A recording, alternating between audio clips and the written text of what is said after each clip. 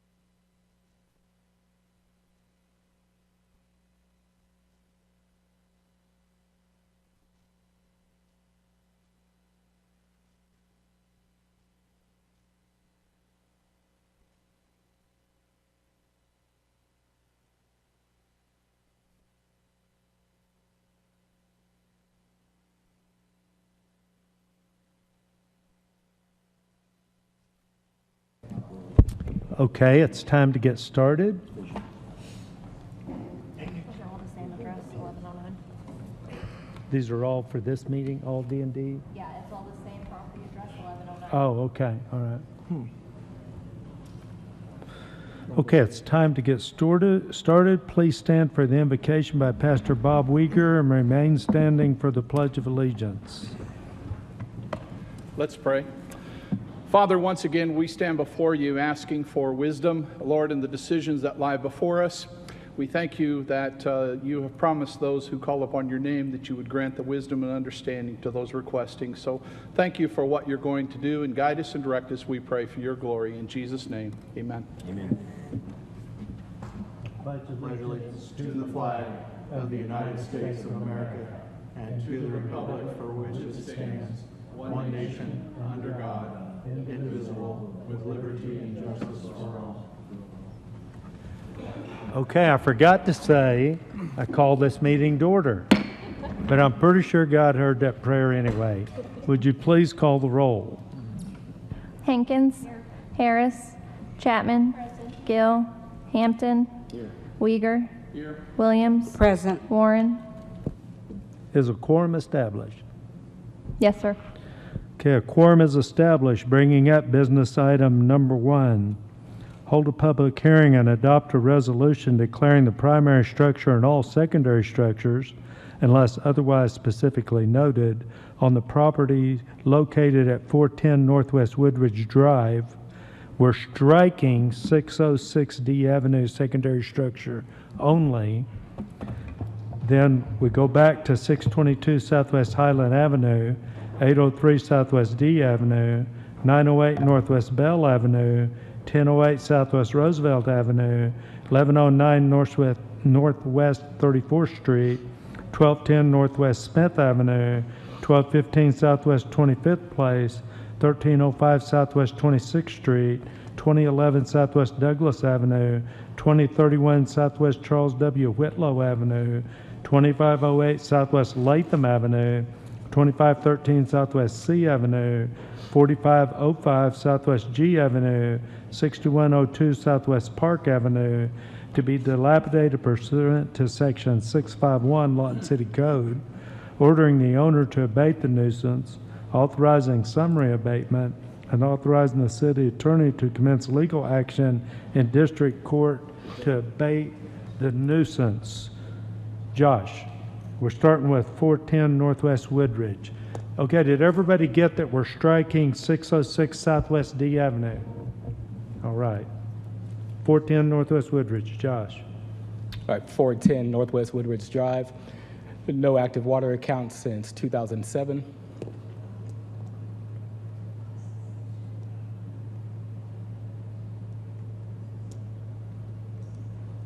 Did post on the property October 9th of 2024.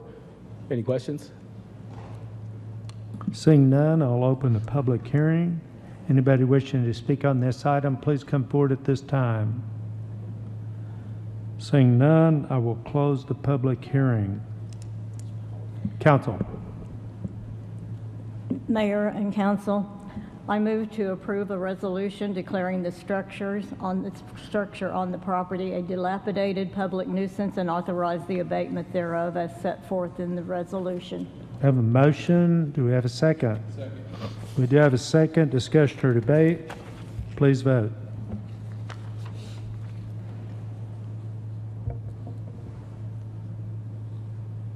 Motion carries 5-0. Okay. Is there anybody here for 622 Southwest Highland Drive, 803 Southwest D Avenue, 908 Southwest Bell Avenue? Okay, we're going to jump to 1008 Southwest Roosevelt. Come on up. Josh. Yes, sir. Give me just 1 second.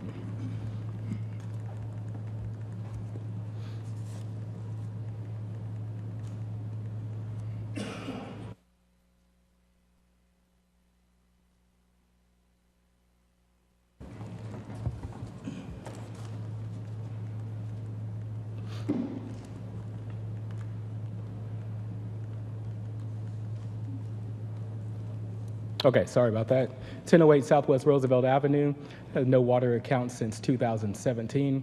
Does have a fire date of February 11th, 2024.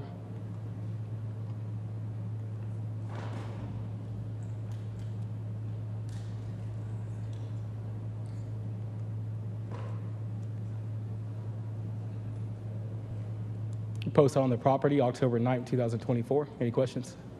Seeing none, I will open the public hearing on 1008 Southwest Roosevelt Avenue. Anyone wishing to speak on this item, please come forward at this time. Yes, sir. Thank you for coming, and we need your name and address, please. Tim Tillison, 108 Southwest Roosevelt Avenue.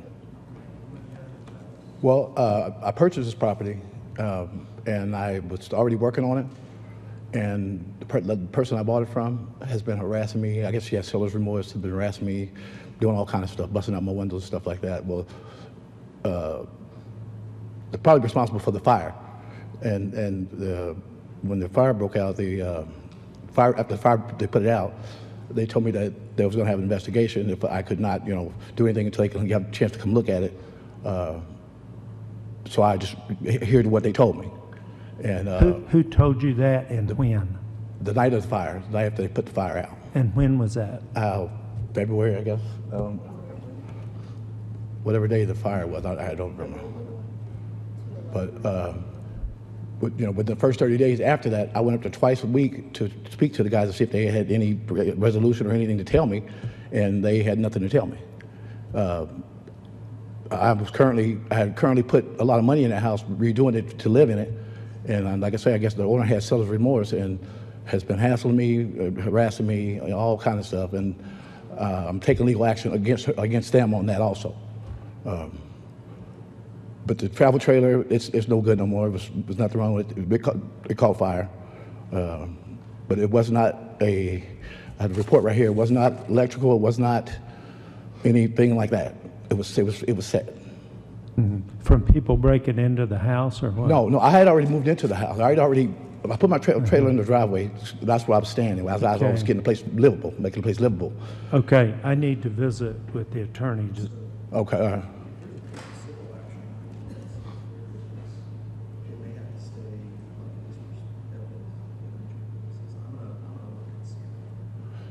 Now, I was trying to, Timothy Tillison. Mayor, I just asked that the city attorney give his advice on the record so we can hear it, just for, yeah. I'm checking to see if there's a civil lawsuit. Is there currently a civil lawsuit? No, there will be. There will be? Yeah. I was waiting to get this report. I just got the report Friday. You just got the report Friday? Yeah. Because there's a pending civil lawsuit, I almost think that this will need to stay in the current status for spoliation of evidence purposes. So I would say we probably need to strike this one, just in my opinion, just off of what I know right now. There's a potential the court will want it to stay where it's at so that... And that's another issue too. Neighborhood services have come in and tampered with the scene, which is it's an open investigation. It's a crime scene, and I don't know what kind of problem that. Okay, it is an open investigation. Yeah, it is an open investigation. Do you check that? And I tried to explain that to him, but he just... There's open investigation on these fire. I tried to explain that to him, and No, sir, we didn't check anything like that. We cleaned up the property because there were actually tents set up and homeless in the backyard that said that they were only staying there for the weekend. That's what was cleaned up on. Okay, well, we're going to strike this one, and I'm going to ask you to start making a phone call when there's a fire. Make sure there's no pending investigation. Okay, just make that part of your checklist. We're striking this one. You got about 30 days to get with them and get it all figured out. Okay. Thank you. That was 1008 Southwest Roosevelt. That's going to bring up 1109 Northwest 34th, and 4 people have filed to speak on that. So be ready. Josh, show us 1109 North 34th.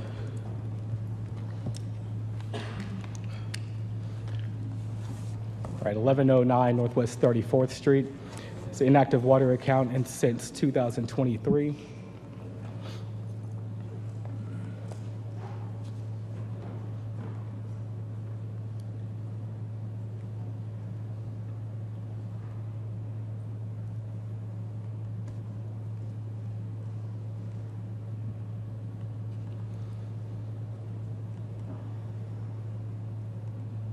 Posted on the property October 9th, 2024. Any questions? Tell me about utilities again. The property has not had water account since 2023. No water since 223. Okay. Correct. Any other questions? Seeing none, I'll open the public hearing. Anybody wishing to speak on this item, please come forward at this time. Yes, ma'am, and I need your name and address, please. Sylvia Kittle, 1109 Northwest 34th. 1109 Northwest 34th. Uh-huh. Well, the water was shut off by us because we had a water leak. So we didn't even know that the water department had come by and shut it off to start off with. Because we were trying to figure out where the water leak is. Plus, we've also been working on the house. I have pictures here to show you that what got accomplished in the last week or so. My husband's disabled. I work, I'm the only income, so it's kind of hard to come up with the money for the water bill right now. Are there other people that want to speak that live at that address? They don't live there, but my neighbors. Neighbors want to speak. Uh-huh. Okay. Do you have anything else you want to tell us? I just need an extension or something to finish fixing the house up because we're trying to get it fixed. What is your goal? Is your goal to get it up to standards? Yes. It is your goal? Yes. Because that's our goal as Right. well. I've Let's already go got ahead and- shingles and stuff for the roof, so. I'm sorry? I've already got the shingles for the roof. I just got to get somebody else to come get it because my husband can't do it. Okay, let's let the others come up and Okay. speak, okay? And ma'am, we'll need your name and address, please. Okay, so I'm Maria Torres, and I'm actually from Lone Wolf. I've known Sylvia and Tommy for like 20-something years. They're like a mom and dad to me. They've been going through a lot of hardship lately. Like we said, with the house being the way that it was, we've been taking really good care of it. We were able to come up with money for shingles. We've been working on getting people to work with us on the $1,300 bill. The water has been off since March, I think it was when I shut it off. And that was their decision until we found the leak. We can't say that the leak is absolutely fixed just yet, but we're hoping it is. We're just asking maybe for like 90 days to start getting some of these things in action more. Hopefully these pictures let you see today what all we've already done in this last week. But if you can allow us the time to get the water on by the 1st, and then we can start focusing on this roof, because a lot of us have jobs, work, aren't even from around here, and we're all trying to help them keep their home, so. Okay, Please. thank you for coming, ma'am. Who's next? Yes, sir, and we'll need your name and address, Hey, my name is please. Freddie Taylor. I live 1107 Northwest 34th Street, next door to him. I've been here about almost a year, and before we even started speaking, I see him trying, you know what I'm saying, to handle his, business, take care of things. I seen him fall out in that yard. No one helped him, you know what I'm saying? So one day I said, bro, I'll help you fix your property, you know what I'm saying? And he still was hard-headed because he still tried to do it. So, man, it was help. And then one day he called me and said, help me. And that's what I've been doing for about almost, a month now? Or something like this. Give me a chance to do it, I can do this for him. Because that's what friends do where I'm from, you know what I'm saying? That's what neighbors do. You help each other, but people don't do this out here, different out here. But that's what we do. You give me a chance, I bet you I'll fix this stuff for you. My word is bond on that. All right, thank you for coming. And would you like to come out and speak, ma'am? And we'll need your name and address. Yes, sir. Hello, I'm Michelle Kuglich. I live at 3150 Northwest Kenyon, right next door to them. And I've known them since I moved in here about 5 years ago, and they're a very pleasant couple. They're good people, and they'll help out anyone around them, but they've been going through some hard times right now with his health right now. He hasn't been able to do much. They've been really focusing on both of them actually have had some health scares. And so they've been really focusing on just trying to keep alive, I guess, and take care of themselves. So they've had to put the funds towards what they would fix their house with just their health bills and their medical bills. So they do have all the supplies. They have made the effort. They've been working on it every day to try to clean it up the best they can. I've tried to do as much as I can, but I work every day too. We're just trying to do whatever we can to help them, but they're just in a bad situation right now. We don't want them to end up, on the street because, they can't afford their water bill. They're just running in hard times. So if you could grant us an extension, help us out, tell us what we need to do to help them to be able to save their house, we'll be willing to work with them to help them out. But they are making the effort. Okay, thank you for coming. You're welcome. Thank you, sir. Ma'am? Yes. So I want to tell you how the process works. Okay. Because my guess is the council will declare it and put it on the D&D. And what that means is you will have 6 weeks or 30 business days, which is 6 weeks, because we don't count weekends. All right. To pull a permit. Okay. And then you'll have to show them monthly progress, okay? Okay. Our goal is the same as your goal. It's to get that in a livable condition and in line with city ordinance, which requires you to have utilities, have Right. water at least, okay? So that's a requirement, is to have an active water account, okay? We're going to And give them that's the for funds for that. sanitary purposes, and it's very important for our community, okay? I understand that. Now, council, do you have any questions? Yeah. Did you make these pictures?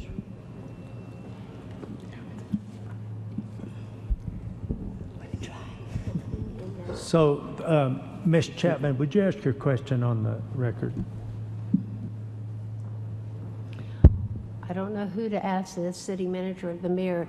Is there not some availability for those who are having a lot of difficulty with getting their water bill and getting their water turned on? Isn't there something within, depending upon what they have or don't have monetarily? We can certainly work with them, and then there is under code certain criteria for waiver of a deposit. So there is some allowances that we can make. It depends upon their individual financial situation, but there are some things that we can do to help ease that financial burden. Okay. And we've been talking to charities to get, help with it. So. Yeah, were you done? Okay, yes, ma'am. Yeah, thank you, Mayor. I just had 2 questions, ma'am. Are you currently living in that home? Yes. And occupying it? And then the second thing is, obviously there's some work being done.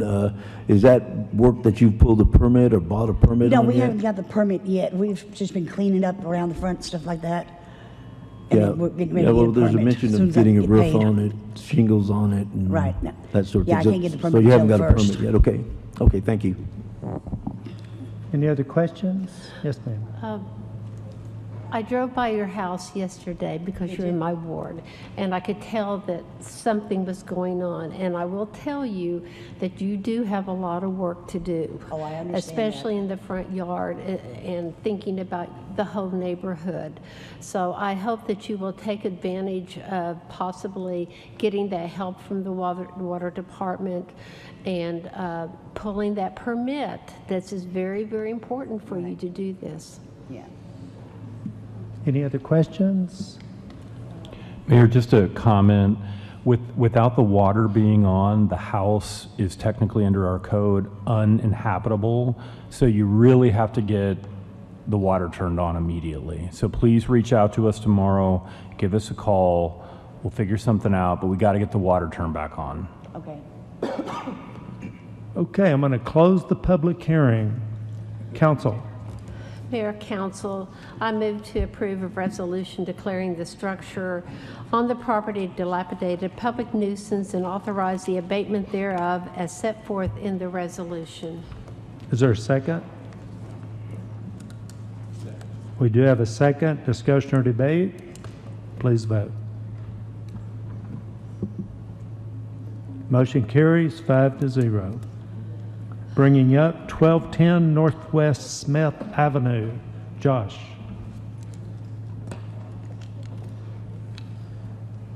All right, 1210 Northwest Smith Avenue, an active water account since 2021.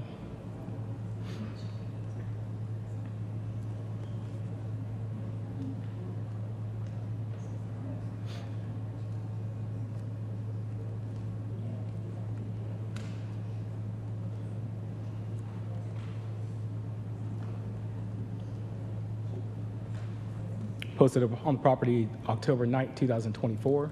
Any questions? Seeing none, I'll open the public hearing on 1210 Northwest Smith Avenue. Anyone wishing to speak on this address, please come forward at this time. Yes, sir. Thank you for coming, and we're going to need your name and address, please. My name is Jorge Aguilar, and my address is 514 Northwest 27th Street. And what do you have to tell us? Well, I have this property under contract.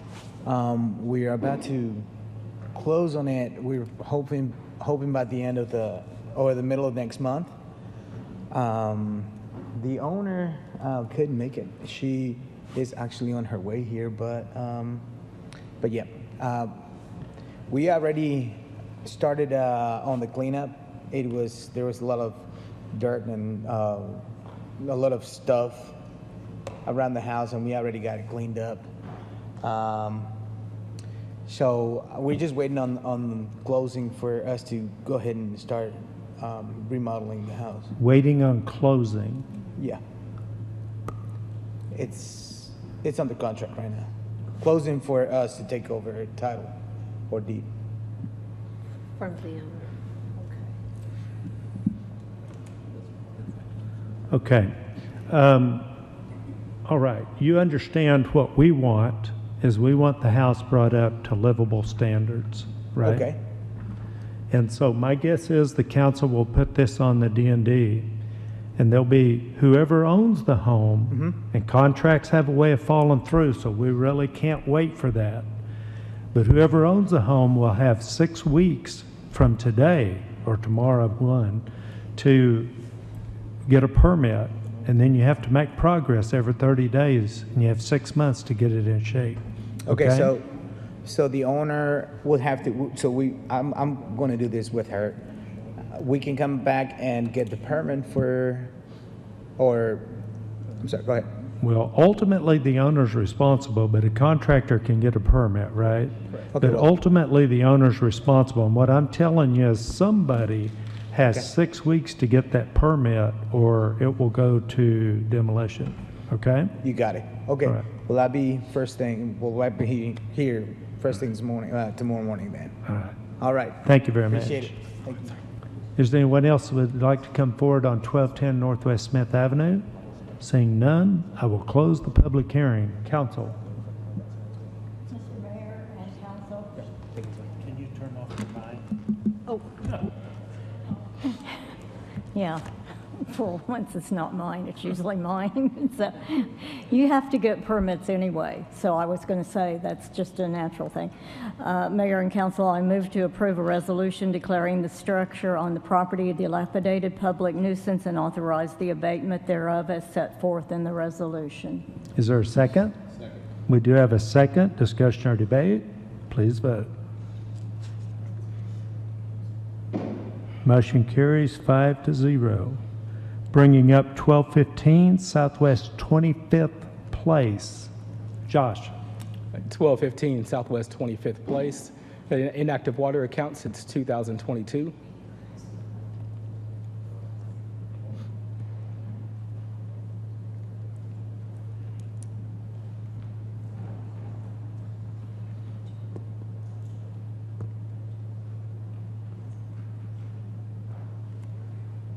Posted on the property October 9, 2024.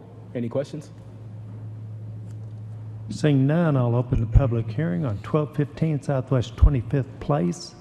Anyone wishing to speak on this item, please come forward at this time. Yes, sir. Thank you for coming. And can you give us your name and address? Gabriel, 3804 Northwest Columbia Avenue. So I'm under contract with this property as well. We already cleaned like the back of it. There was like a lot of debris and stuff like that. But the interior doesn't look that bad. It's just the exterior. We're gonna have to put all new siding and everything. And I just wanted to know, like, does it still go to the D&D list? Because So the odds are the council's going to vote to put it on the D&D list, and you understand, because I told the guy our goal is the same as yours, to get it livable. Yeah, because the interior, like, it's still okay, you know. It's just the exterior that looks pretty rough. But for like, I think siding, you don't need permits, right? So how does it work? Do you guys still need like? So Josh will get with you on the details of what has to happen to get it legal again. But if the council votes to put it on there, and they probably will, you'll have 6 weeks to get a permit. Then you have to show progress every month, okay? Yeah, it's just like maybe a week job to get all the siding. Okay, well, that's great news. It won't take you long then, but you'll get to work with Josh, okay? All right. Right. Does anyone else want to come forward on 1215 Southwest 25th Place? Seeing none, I will close the public hearing. Council? Yes, Mayor.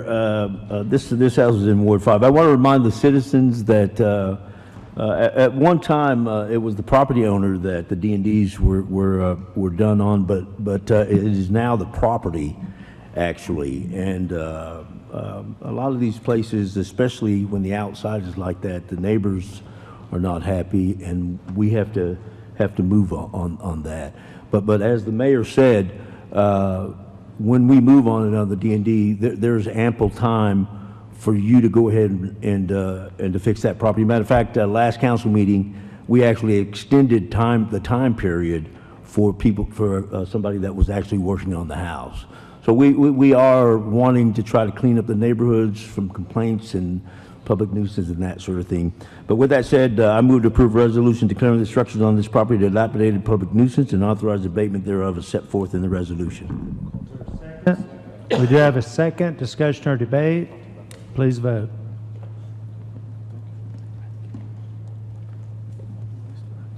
Okay, and that passes 5-0. Bringing up 1305 Southwest 26th Street. Josh?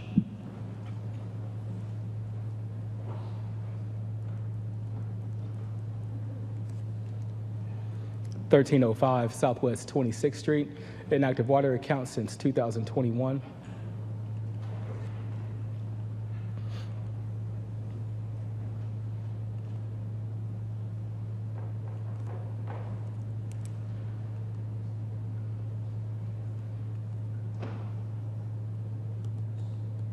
Posted on the property October 9th, 2024. Any questions? Seeing none, I'll open the public hearing. Anyone wishing to speak on 1305 Southwest 26th Street, please come forward at this time. My name's David Garza. I live in Walters, 314 East Iowa. I'm the owner of this home. It's gotten to be in pretty bad shape. I've been trying to sell the home for the last year and a half. I finally got a buyer a couple weeks ago. I got a contract. They're going to come in, clean redo the whole home and get it on the market and try to sell it.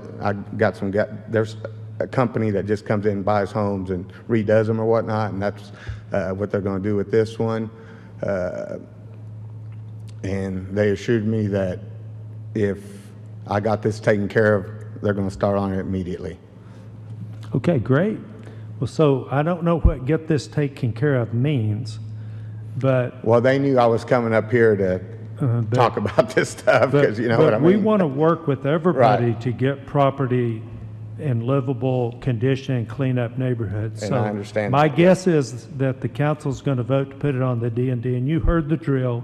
You'll have 6 weeks, Okay. right, to get a permit. Okay, do you have anything else you want to say? That's it. Is there anyone else who would like to come forward on 1305 Southwest 26th Street? Seeing none, I will close the public hearing. Council? Yes, Mayor, I move to approve a resolution declaring the structures on this property dilapidated public nuisance and authorize abatement thereof as set forth in the resolution. Is there a second? Do you have a second? Discussion or debate? Please vote. And then we can visit a little bit. Be good. Okay. Thank you, Josh. Motion carries 5-0, bringing up 2011 Southwest Douglas Avenue. Josh? Okay, 2011 Southwest Douglas Avenue, inactive water account since 2021.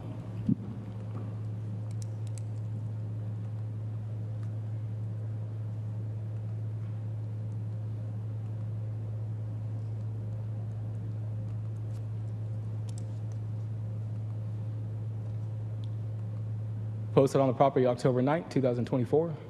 Any questions? Seeing none, I will open the public hearing on 2011 Southwest Douglas Avenue.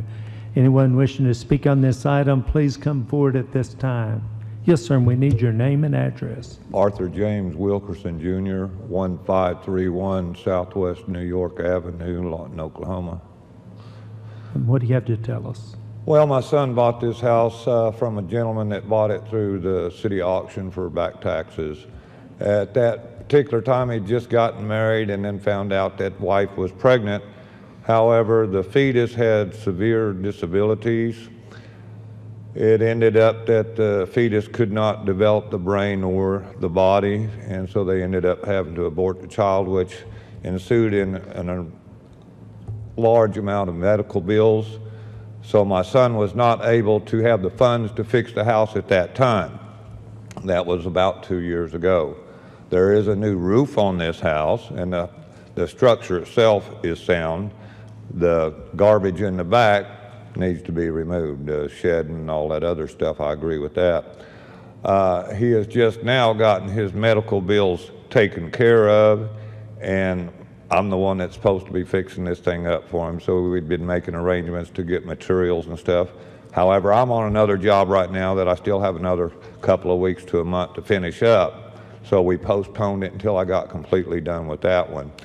Long story short, I didn't know this was on the D&D list, and he's in California, so there was a time element for him to get the notification. He called me. I came down to see about pulling permits, and I was told that all permits were on hold on that particular property until after this hearing. So that's why I'm here today. And I'm assuming that I'm going to be told, okay, we're going to put it on D&D, go ahead and get your permits, and we're good to go. You've heard the drill. Okay. Okay, but I'm excited that you want to fix it up, and it sounds like you've already started, so it won't be much of a challenge. Is there anything else you want to tell us? No, this house was a hoarder's house. I took 6 truckloads of stuff out of that house in the very beginning, and then we got the news about my grandchild. Yeah. And unfortunately, Well, they had to abort that fetus. Yeah, we're sorry to hear that. Believe me, as Well, the only parents reason and that we got grandparents, stopped was we the all medical bills, understand. but that's been taken care of. My son does make good money, but he's a firm believer when you have bills, you take care of those first and everything else comes second. All right, thank you for coming. Is there anyone else that wants to come forward on 2011 Southwest Douglas Avenue? Seeing none, I will close the public hearing. Council? Move to approve a resolution declaring the structure on the property dilapidated, public nuisance, and authorize the abatement thereof is set forth in the resolution. I could do this tomorrow morning. Is there a second? We have a motion and a second. Discussion or debate? Please vote. Motion carries 5-0. Thank you guys for coming. Is there anyone else that's here about a property? What property are you here for? 2508 Southwest Latham Avenue. Latham? Latham, is that right? Okay, we're going to jump to 2508 Southwest Latham Avenue. Josh? Yes, sir. 2508 Southwest Latham Avenue. Inactive water account since 2022.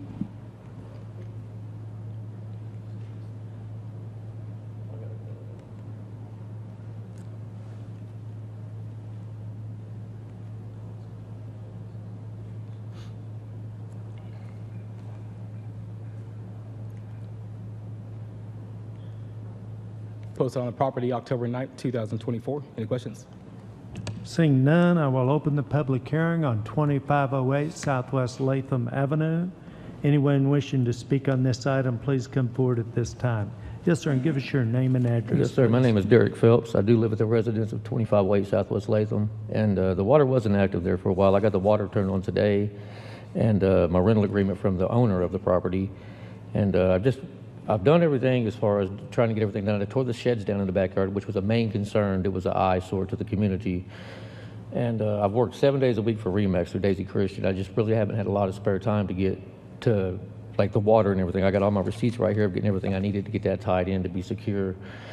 And I live there. I mean, I put a new roof on it and everything. I'm renting it through her. I've cleaned the property, totally clean. It looks way different than what that looks, and there's really not nothing bad about the outside as far as I can see. I'm not for sure though, but I mean, everything's on. The water is good. I won't be able to secure my electricity probably till Friday. And other than that, I mean, I live there. It's livable. Okay, is there anything else you want to tell us? That's about it, sir. All right, thank you for Thank coming. you. Is there anybody else? That's the owner of the residence is Casey Clark. Would you like to speak, ma'am? Okay, thank you. Thank You you. understand the drill. You've been sitting there long enough to know that they're probably going to put it on the D&D. You'll have 6 weeks. What to get is a it that I need to permit. bring up, if you don't mind me asking? I mean, I'm sorry, I couldn't what is hear it you. what is it do I need to do to? Oh, okay. Okay, Josh will work with you, okay? All right, I appreciate y'all. Thank you. Is there anyone else that would like to come forward on 2508 Southwest Latham Avenue? Seeing none, I will close the public hearing. Council. I move to approve a resolution declaring the structure on this property a dilapidated public nuisance and authorize the abatement thereof as set forth in the resolution. We have a motion and a second. Discussion or debate? Please vote. Motion carries 5-0. Is there anyone here for any other properties on the list? Yes, come on down.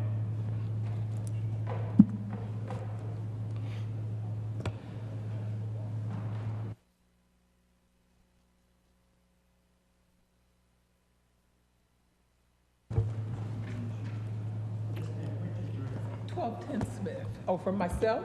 Uh-huh. Yeah, no, which one are you here for? For the property at 1210 Smith. Okay, we've already put that on the D&D. Yes, well, I have a buyer. Okay, we can't open it back up. Okay, well, you asked, so that's why I Okay, spoke up. all right. Okay. So if, you'll just have to visit with Josh about how to go forward, okay? Or the attorney one. Okay. Thank you. All right, I'm going to back up here to 622 Southwest Highland Drive. Josh? Yes, sir. Give me just 1 second. Let me get back. Go for it. I appreciate it.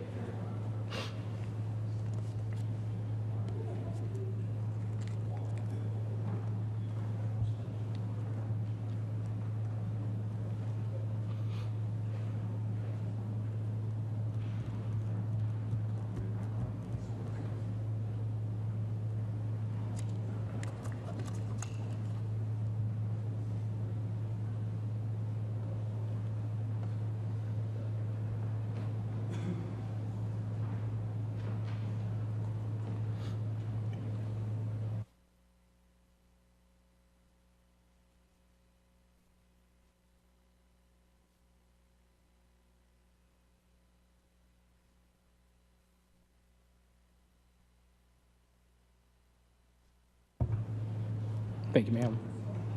Right, 622 Southwest Highland. Sorry, no water account found at this property. It does have a fire date of March 18, 2024.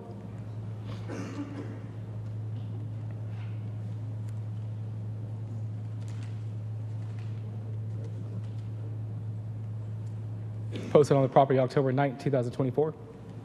Any questions? Seeing none, I'll open the public hearing on 622 Southwest Highland Avenue. Anyone wishing to speak on this item, please come forward at this time. Seeing none, I'll close the public hearing. Council? Move to approve a resolution declaring the structure on the property a dilapidated public nuisance and authorize the abatement thereof as set forth in the resolution. Is there a second? Do you have a second? Discussion or debate? Please vote. Motion carries 5-0, bringing up 803 Southwest D Avenue.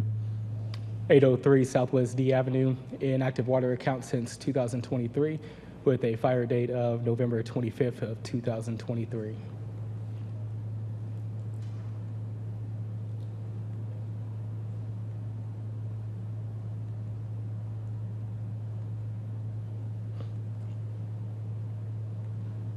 Posted on the property October 9th, 2024. Any questions? Seeing none, I will open the public hearing on 803 Southwest D Avenue. Anyone wishing to speak on this item, please come forward at this time. Seeing none, I will close the public hearing. Council? Yes, Mayor, I move to approve a resolution declaring the structures on this property a dilapidated public nuisance and authorize the abatement thereof as set forth in the resolution. Is there a second? There is a second. Discussion or debate? Please vote. Motion carries 5-0. Bringing up 908 Northwest Bell Avenue. Josh. 908 Northwest Bell Avenue. Just real quick, I did speak with the owner of this property yesterday who's having a medical procedure done today, was unable to make it. She did ask if we could table this until the next meeting. What is the staff recommendation? Staff recommends tabling this until the next meeting. Is there a motion to table? So moved. We have a motion to table. Is there a second? We do have a second. Discussion or debate? Please vote. And the motion carries 5-0 to table. Bringing up 2031 Southwest Charles Whitlow.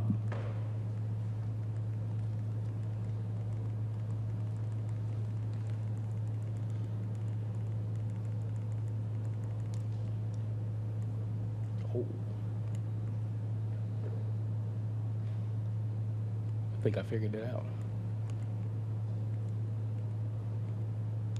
Okay, 2031 Southwest Charles W. Whitlow Avenue, inactive water account since 2020.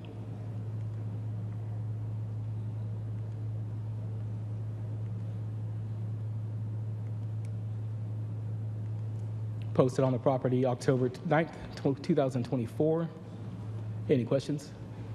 Seeing none, I'll open the public hearing on 2031 Southwest Charles W. Whitlow Avenue. Anyone wishing to speak on this item, please come forward at this time. Seeing none, I will close the public hearing. Council? Mayor, move to approve a resolution declaring the structure on the property dilapidated public nuisance and authorize the abatement thereof as set forth in the resolution. Is there a second? Second. There is a second. Discussion or debate? Please vote. Motion carries 5-0. Bringing up 2513 Southwest C Avenue. Josh. 2513 Southwest C Avenue, inactive water account since 2024.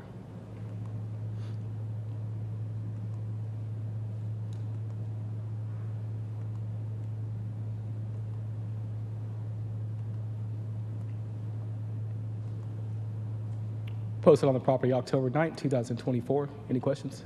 Seeing none, I'll open the public hearing on 2513 Southwest C Avenue. Anyone wishing to speak on this item, please come forward at this time. Seeing none, I will close the public hearing. Council? Mayor, Council, I move to approve a resolution declaring the structure on this property a dilapidated public nuisance and authorize the abatement thereof as set forth in the resolution. Is there a second? I do have a second. Discussion or debate? Please vote. Motion carries 5-0, bringing up 4505 Southwest G Avenue. Josh? All right, 4505 Southwest G Avenue, inactive water account since 2016.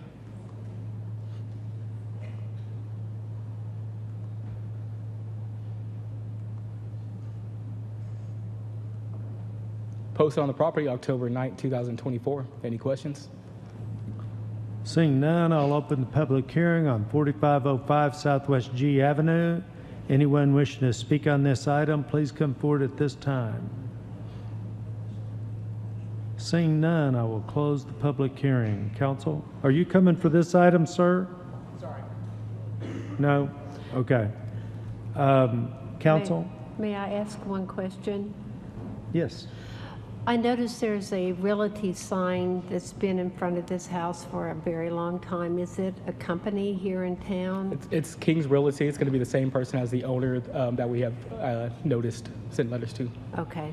Therefore, I move to approve a resolution declaring the structure on the property a dilapidated public nuisance and authorize the abatement thereof as set forth in the resolution. Is there a second? Do you have a second? Discussion or debate? Please vote. Need one more vote. Motion carries 5-0. Bringing up 6102 Southwest Park Avenue. Josh?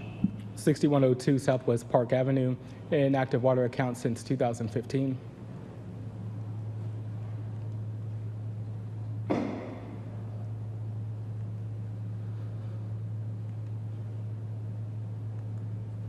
posted on the property October 9, 2024. Any questions? Seeing none, I'll open the public hearing on 6102 Southwest Park Avenue. Anyone wishing to speak on this item, please come forward at this time. Seeing none, I will close the public hearing. Council? Mayor, move to approve a resolution declaring the structure on the property dilapidated public nuisance and authorize the abatement thereof as set forth in the resolution. Is there a second? Is there discussion or debate? Please vote. Motion carries 5-0. Bringing up adjournment. Did I get all these? Okay. Do we have a motion to adjourn? Have a motion for adjournment and a second. Please vote. Call the roll. Chapman? Hampton? Uyghur? Williams? Yes. Hankins?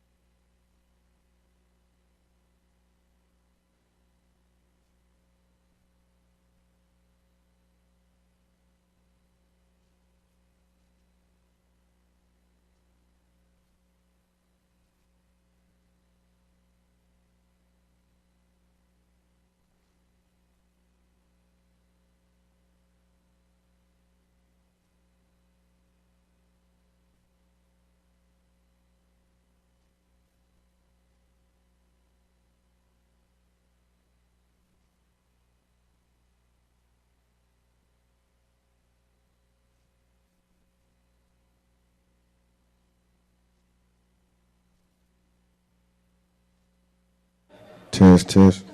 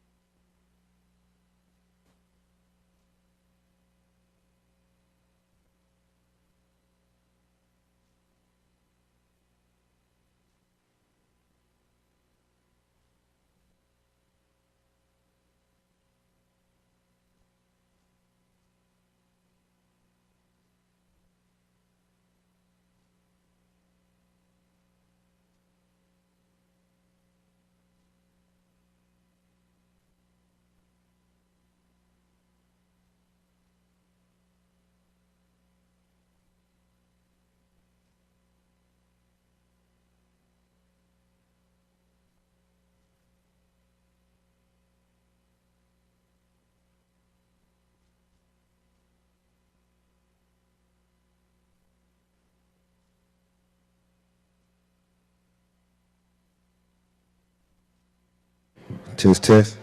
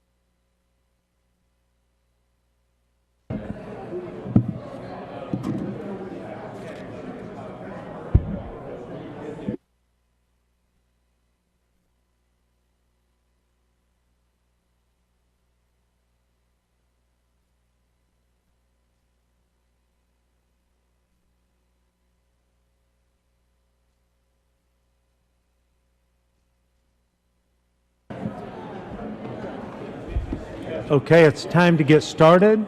I'll call this regularly scheduled meeting of the Lawton City Council to order. Please stand for the invocation by Bishop John Dunaway and remain standing for the Pledge of Allegiance. Bishop. Let us pray. God our Father, we come this evening and we say thank you for another day that you have blessed us with. We pray now that as you have blessed us to assemble ourselves together for governance of this city, we pray, God, that you would grace us with your presence, grace us with your wisdom. We pray that unity would abound in this meeting, and even after this meeting, God, we are asking you now to give us wisdom from on high, so that we will do everything that is pleasing and acceptable in your sight, oh God.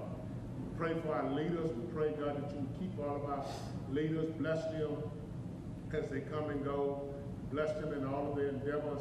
Then we pray for the citizens of this city, that God, we would be one in establishing this city as a premier city in law courts in the state of Oklahoma and in the United States of America. So our prayer is that that kingdom come, that will be done. In the name of our Lord Jesus the Christ. Amen. Amen. I pledge allegiance to the flag of the United States of America and to the republic for which it stands, one nation, under God, indivisible, with liberty and justice for all. All right, thank you very much, Bishop. And before we call the roll, I'm going to turn the meeting over to the city manager for a moment. Just want to recognize a moment of silence for Amber Follett. She was a 35-year City of Lawton employee, and she recently passed away.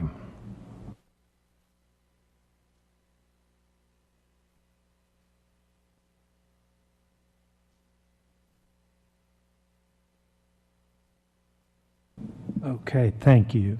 And if the clerk would call the roll, please. Hankins. Harris. Chapman. Gill. Hampton. Uyghur. Williams. Present. Warren. Okay, and a quorum is established. At this time, we have a presentation, the Employee Spotlight Award to Clifford Takawana, Library Associate. John? Cliff, come on down. So recently, Cliff, a 2-year employee of the City of Lawton, was going about his daily duties in the library, and he came across someone that was having an epileptic seizure. Cliff was able, with a cool head, assess the situation, have another employee call emergency dispatch, and get the lady that was having the medical episode the much needed help she needed. So this is a type of act that we certainly want to recognize in the community that we certainly want to live in. So Clifford, thank you, and let's please give him a round of applause.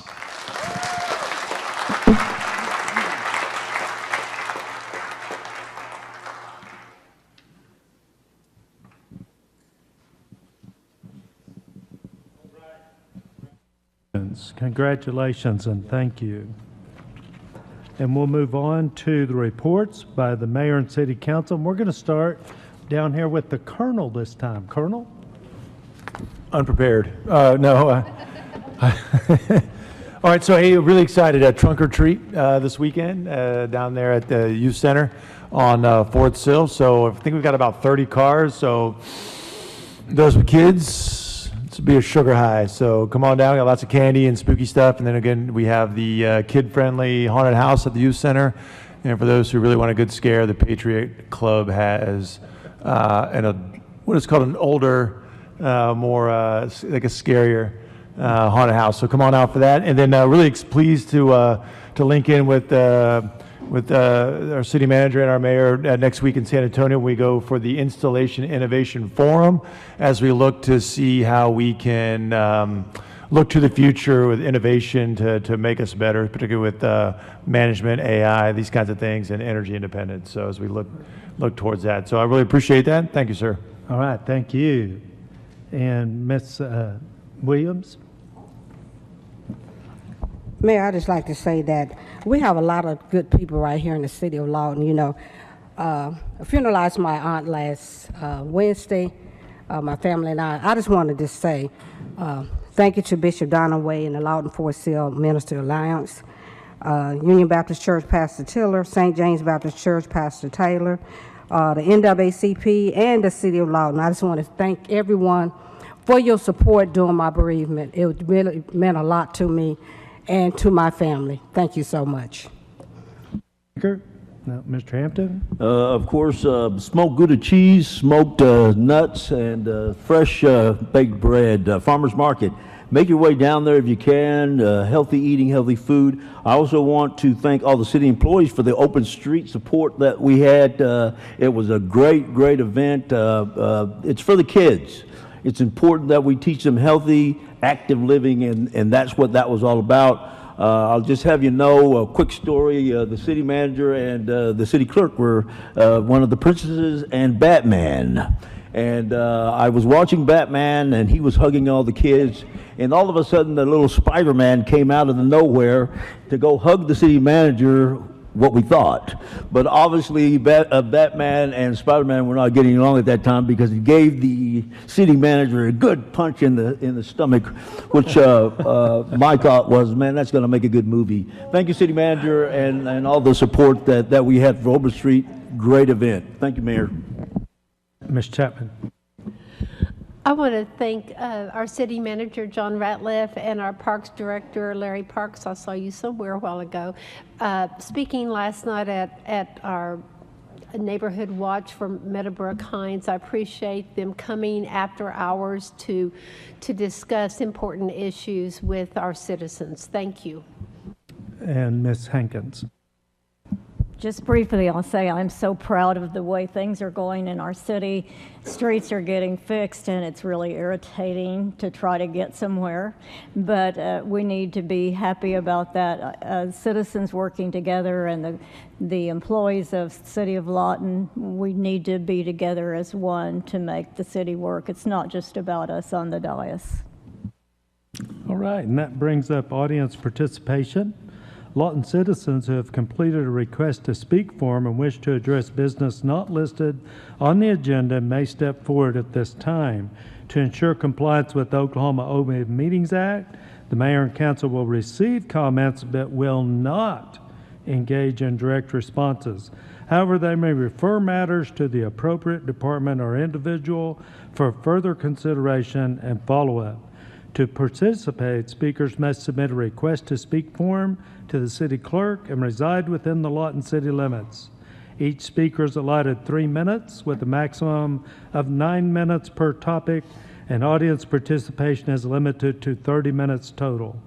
All participants are expected to follow the rules of decorum as outlined in Council Policy 1-6. I have one request to speak, Glenn Christensen. And it also has 2 names on here, Pam Ellis as well. So, okay. We need the mic on. Is that better? Yes, sir. Okay. Have a water problem with one of our rental properties that we are managing. We've had the water turned on since 2022. And we've always had a water bill, a standard water bill of $83.81 that we had for 2 years, uninterrupted. There was no past payments, no problem with it. But in September of 2024, we received a bill of $336.25. Interesting, when we called in to try to find out what it was, and this whole time the property is not occupied. And we still were not working on it. The owner was using it for some of his storage of materials and appliances for his rental properties. So there was nobody in this property, and there's no reason to, I didn't even want to have the water turned on, but that was his decision. But when we called in about the high water bill, we were told by the city water department that they had gone out in November of 2023 and fixed the water meter because they had a water meter leak that somebody had called in, one of the neighbors had called in about. So they fixed the water meter then. We never heard anything back about it. And July of this year, we had a new city main water line put in the front yard, of which the whole street of Osmond did, I believe, for 3 blocks. We had multiple driveways replaced and so on. So it was a pretty major deal. At that time, we had already called the city in March, April, May, where we had a collapse in one of the old concrete boxes for the water meter.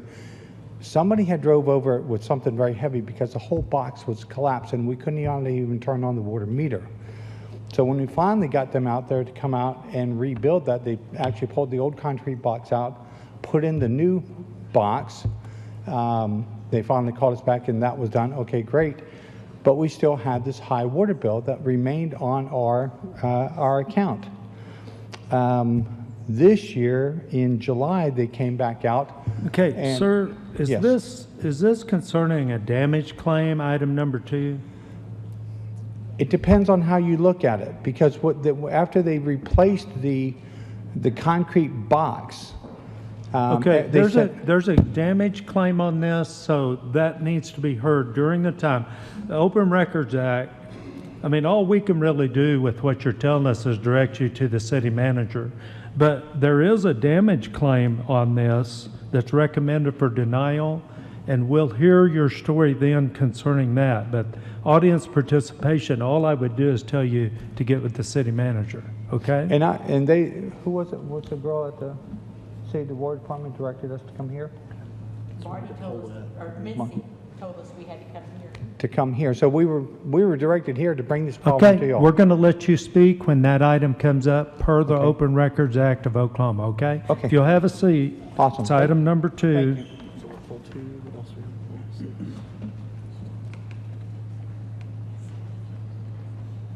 Okay, and that was the only form we had filled out for audience participation, so we'll move on to the consent agenda. The following items are considered to be routine by the City Council and will be enacted with one motion. Should discussion be desired on an item, that item will be removed from the consent agenda prior to action and considered separately. Council, I have a request to speak on items 6 and 2, so we will pull those. Are there any others that the council would like to pull? Item number 4?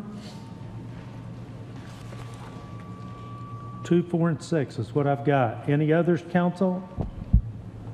Okay, can I get a Seeing none, motion? I would make a motion to approve the consent agenda as presented with the exception of items number 2, 4, and 6.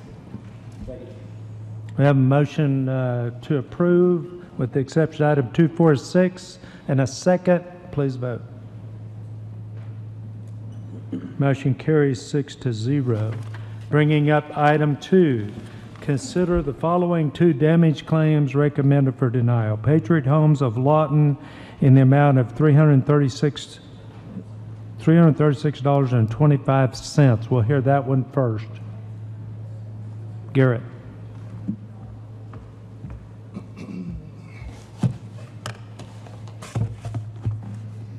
All right, good evening, Mayor, Council. According to the City of Lawton Utility Services, Patriot Homes had an active account at 1707 Northwest Osmond Avenue since July 22nd of 2022. They had been previously paying a minimum water bill of $83.81 each month. On July 10th, 2024, Utility Services received a phone call stating that the homeowner couldn't turn the water off at 1707 Northwest Osmond. The City of Lawton Meter Services technician, Chauncey Jones, was dispatched the same day and met 2 gentlemen at the house. He turned the water meter on, and the gentleman checked inside and said there was a leak.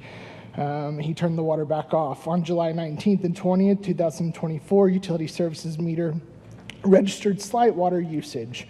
On July 21st through August 2nd, 2024, the Utility Services had a reading coming in with continuous water usage. On August 2nd, 2024, Heidi Thompson of the City of Lawton Utility Services supervisor called Pam at Patriot Homes and told her about the continual water usage, and Glenn Christensen, owner of Patriot Homes, went to the house and turned off the water at the water meter. On September 26, 2024, our claims investigator, Mincy Beamsdorfer, along with construction inspector Marlon Fitzpatrick, Pam Ellis, and Glenn Christensen, met at the address above and turned the water on to see if there was a leak at the water meter box or on the service line. When the water was turned on, no leaks were found at or near the meter. Mincy and Mr. Christensen went inside the house and turned the water on, and both toilets were filling with water, and the kitchen sink was leaking at the base of the faucet. Mr. Christensen told Marlon to turn the water back off on the bedrooms. In the bedrooms, there was empty ramen noodle packets, empty Cheeto packets on the floor. It appeared that there had been someone squatting inside the home. Mr. Christensen also stated that he had previously had a crew working on the house. The city does not have a record of utility services, meter services, or water distribution employees at that address on the dates that the water started running. Also, on September 26, 2024, Southwest Water Works was working on a nearby City of Lawton water main replacement project, and they offered to install a new water meter box at that address. For these reasons, in this instance, there is no negligent act by the City of Lawton or its employees. There's no record of any city employees at the residence where the water started running, and there was no evidence of a leak at the meter. For these reasons, we recommended this claim for denial. Okay, Council, do you have any questions before I call up the citizen? Okay, go ahead and come up, sir. There was also no evidence of any leak under the house or inside the leak ever, as you can't cover it up. It's all hardwood floors. There was no carpet down. There was no evidence, and we did walk through the whole house. There was no evidence anywhere of this leakage. So where this water went, we have no clue, and we have no way of, I mean, what can I say where it went? There's no evidence of it anywhere inside or even underneath the house, not even in the backyard. There's no sewage backup, nothing. But yet the city found it reasonable enough to replace the meters and replace the line going to the meter. I could only go to the evidence that it has to have come at the meter, and there was ground disturbance at the meters, of which she took pictures of. There was a mound of dirt there. Where that came from, I have no clue. I asked the city about it when she didn't know anything about it. So why we have a bill at an empty house, and we made sure that they turned the water back off. And so I don't know what else to say. That's why I'm here. We have no evidence of anything being used and no reason for it to have ever even been turned on. That's all. Council? Yeah, Mayor, I have something. And we have always paid the minimum. Okay. Thank you, sir. Maybe this is for Larry. I think there was something on the books that I had to deal with in Ward 5 where there was an ordinance or something wrote about water leaks that were underneath the ground that never really showed. And I found that interesting that that was there, but we actually, because there were water bills at the time, if I remember, and I'm getting older now, so I'm trying to pull this from the recesses of my mind. But there were some very high water bills that some of our citizens had, and there were water leaks under the ground, and I think that ordinance capped the leakage and the amount to a certain amount. I don't know if any of the city staff remember that, but I was attending several meetings where that was the case, where there were leaks underground, and you didn't see any water anywhere, and we capped the. You are correct. It is a crawl space house. It is one of the older homes, but leaks don't get better, and they don't get fixed by themselves. I'm sorry. But you are correct that it's common, very common in Lawton with some of the older homes, that especially the ones that are crawl space. But once again, there was no evidence of any leak. And the neat thing about leaks, they don't get better by themselves. And we haven't fixed anything underneath the house, have we? No. Water bill is back to normal. And the water bill was steady, exact for 2 years with nobody there. And then all of a sudden in this short time period, this happened, but yet there's no evidence of it. And that's a lot of water, $300-something is a lot of water. In an older crawl space house, you can't hide that kind of damage. Of course, it could happen just by a toilet being stuck open. Garrett, did you have something you wanted to say? I was going to say two things. If there would have been a potential for someone that was not supposed to be in the home, a squatter, they could have turned the water on at the meter and then left it running in certain instances where you wouldn't see damage or water like that had been leaking out possibly. Maybe it was running directly into the drain. That's one theory. The problem with this claim is just there's nothing that directly relates to the city's negligence in this. Something else that I think the claimants have been told by Mincy, our claims investigator, was that if they wanted to check into some kind of work or plumbing to fix the leak that she found at the base of the sink or wherever it was, that they could then turn that in and maybe possibly qualify. She didn't say that they could or would for some type of water bill adjustment if they wanted to look into that as well. So that was some advice that Mincy gave them. Or another option, so.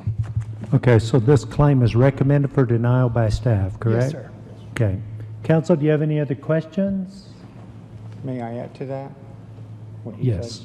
What he said is correct, but we turned on the toilets and we had everything shut off. When we did turn on the toilet, it had a leak at the base when the toilet bowl filled up. And we shut it all back down. We turned all the shut-offs off back in the house. We checked everything. Nothing was leaking. So could a squatter have gone in there and used $350 worth of water in this amount of time? No. So my thing is we could not even turn the water meter on after whoever crushed that concrete box. Did it leak at that time? I don't know, but it leaked somewhere, and there's no evidence inside this house. Why did we replace the water meter? Why did the city just replace the water lines to the water meter and going into the house 5 feet, I believe? That's my only contention, that it didn't come into the house. There's no evidence underneath the house or in the house itself that it came in. All I see is a faulty water meter, and we're paying the bill for it. Was this on a regular scheduled program for water meter replacement?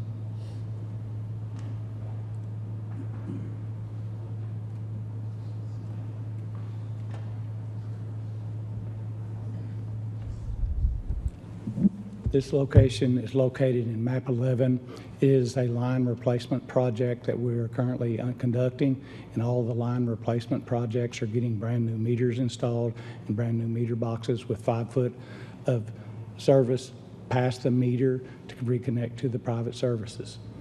And that's the Does that answer your question there, sir? The meter was replaced because it was part of a program of replacing the water line. And they had told us that, or they didn't tell us that when they fixed the water meter, I'm sorry. They didn't tell us that when they fixed the water meter box, which is only 2-3 weeks ahead of that, which was already scheduled. Why even replace the box if you're gonna replace the whole thing? And it was already on schedule. A lot of this doesn't make sense. and it's my understanding the concrete box was broken and it was a danger, and they went ahead and replaced the box at that time just to keep someone from stepping in it and hurting themselves. Right, okay, thank you. Council, do you have other questions, or does somebody have a motion? Council, I make a motion to deny. Is there a second? Second. We do have a second. Discussion or debate? Please vote. Motion of denial for both claims. Hold on. Just to clarify. Make the motion for both claims because they both were pulled, so just to modify that. Yeah, I'd make a motion to deny both claims. Okay, we have a motion and a second to deny both claims. Discussion or debate? Please vote. Motion to deny carries 5-1. Bringing up item number 4. Is that it? Thank you, sir. Thank you for your time. Bringing up item number 4. Consider approving a change order 1 on project PR 2309 Elmer Thomas Park Aquatic Center to reduce the contract amount by $705,049 based on the value engineering review. Scott. Good evening, sir. Mayor and council. Back in July, 4 items were identified as potential cost savings to the project. They included eliminating the air conditioning in the changing room, revising the paving of the parking lot, and I'll dig back into that in a moment, changing the concession building to a timber frame building instead of a CMU or concrete masonry unit, as well as potentially revising some earthwork under the buildings in the future. So what you have before you tonight is a change order that would approve 2 of those ideas. The first one being the paving of the parking lot, eliminating that from this contract. If you look at the August 14 letter from Miller Tippins, for some reason they did not include the original item number 1 that was identified back in July, which was removing the AC from the changing rooms. That is still being evaluated, and that will come back to you at some point in the future if there's any action to be taken there. But the parking lot options that were identified were one was to eliminate the paving completely from the contract and leave that to the city to be done in some other form.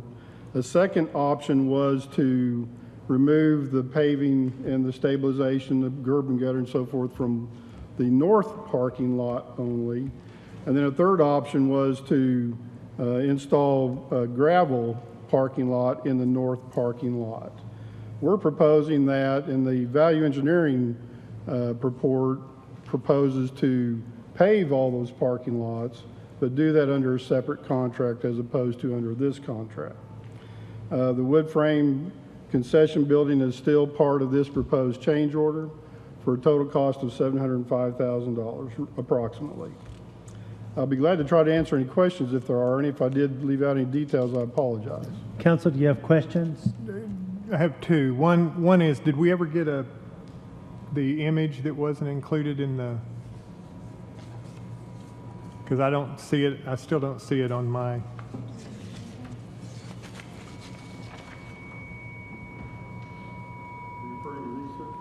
Yeah. Which parking lot is it that you're proposing to gravel? None. Well, it says 6 inches of gravel. Yeah, all the parking lots will be paved, but under a separate contract. Well, I was just looking here under VE number 2C. Yes, sir, that was an option that was considered. It was proposed as an option, but what we're proposing is to approve change order 1 for VE option 2A, which is to eliminate $644,544 from this contract to pave all the parking lots under another project. Okay, so the last option, the one with the gravel, is not being considered in this? Yes, sir, correct. Okay. Gotcha. Thank you. I would still like to get a copy of that, if you can send it to me. Councilman Warren, I have them. I'll email them to you. No, that's okay. I'll get one from her. Thank you. Mr. Uyghur? Yes, I had a question. You stated earlier about dirt work not being done under the existing buildings or building that would be built. Could you clarify what you mean by that? Sure, and thank you. I probably didn't say that very well. Actually, what's called for under the buildings by design is to excavate a certain depth and then fill it with what we call select fill. Correct. According to the geotechnical report, though, the contractor identified that soil the existing soil under those buildings may qualify to simply leave it in place and not have to remove it. We won't know that for sure until he actually starts excavating for the buildings and starts the earthwork under those buildings. At that time, we will test it again and make a determination at that time whether we need to spend that roughly $60,000 to remove and then refill that area under the buildings. Okay. Does that help? Did I say that That very helps. well? That helps. Mr. Hampton? Yes, thank you, Mayor. I had some constituents that contacted me about the air-conditioned shower room. Sure. And just to clarify, that's not on the table now, and as of now, there's still going to be air conditioning in the... At this time, that is correct, yes. Okay, sir. thank you. Do I have a motion? Move to approve. A motion to approve in a second. Discussion or debate? Please vote.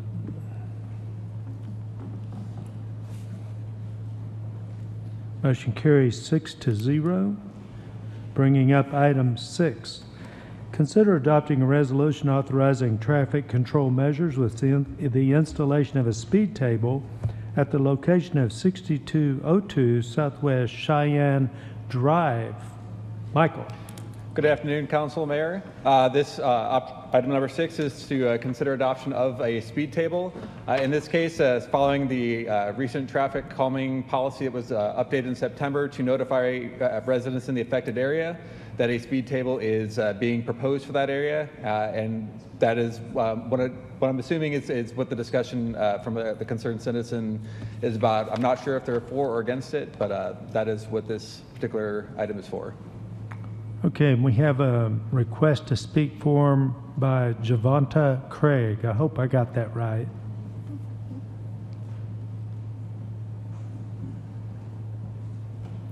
Yes, Ms. Craig, and I've got your address here, so we're good to go. Yes, I called Mr. Bob about a couple months ago for the concerns of the citizens because of the traffic redirection.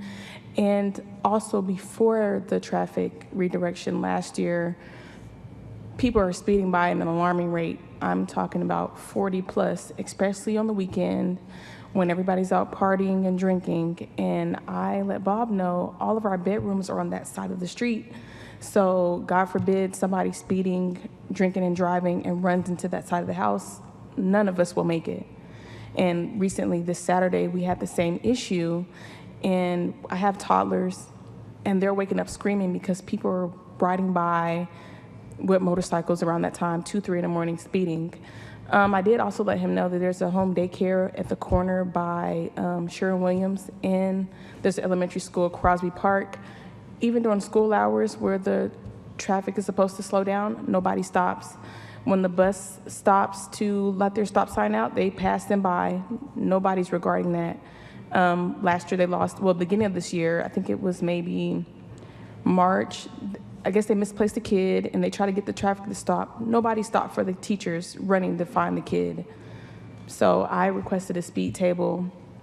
And then at the time I did ask him for a autism sign because our daughter's autistic, and thank you, I got that yesterday. So we're really hoping for a stop sign, a speed bump, at least 2 or 3, at least like one right after the home daycare from Sherwin-Williams, one in front of the school, and one after you enter the neighborhood through Quanah Parker. If not, 2's perfectly fine, but the gap, they still speed. It doesn't matter which direction you're coming from. Okay, and I think this agenda item is for 1 at 6202 Northwest Cheyenne.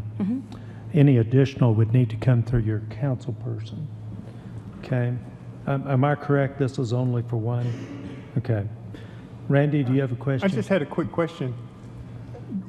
Was your intent to have the speed bump, whatever, on Cheyenne or on Horton? Cheyenne Drive. Okay. Well, what's the street before that? I think it's Horton. Yeah, Horton. Okay, because this is on Cheyenne. I don't think it's going to do much if it's going to be on. No, the school is on Horton, so. Yeah, so I'm thinking it needs to be yes, on Horton. on Horton. That's where everybody's speeding by. And Bob did let me know I was not the only person to call in my ward in the neighborhood for the same issue, the speeding.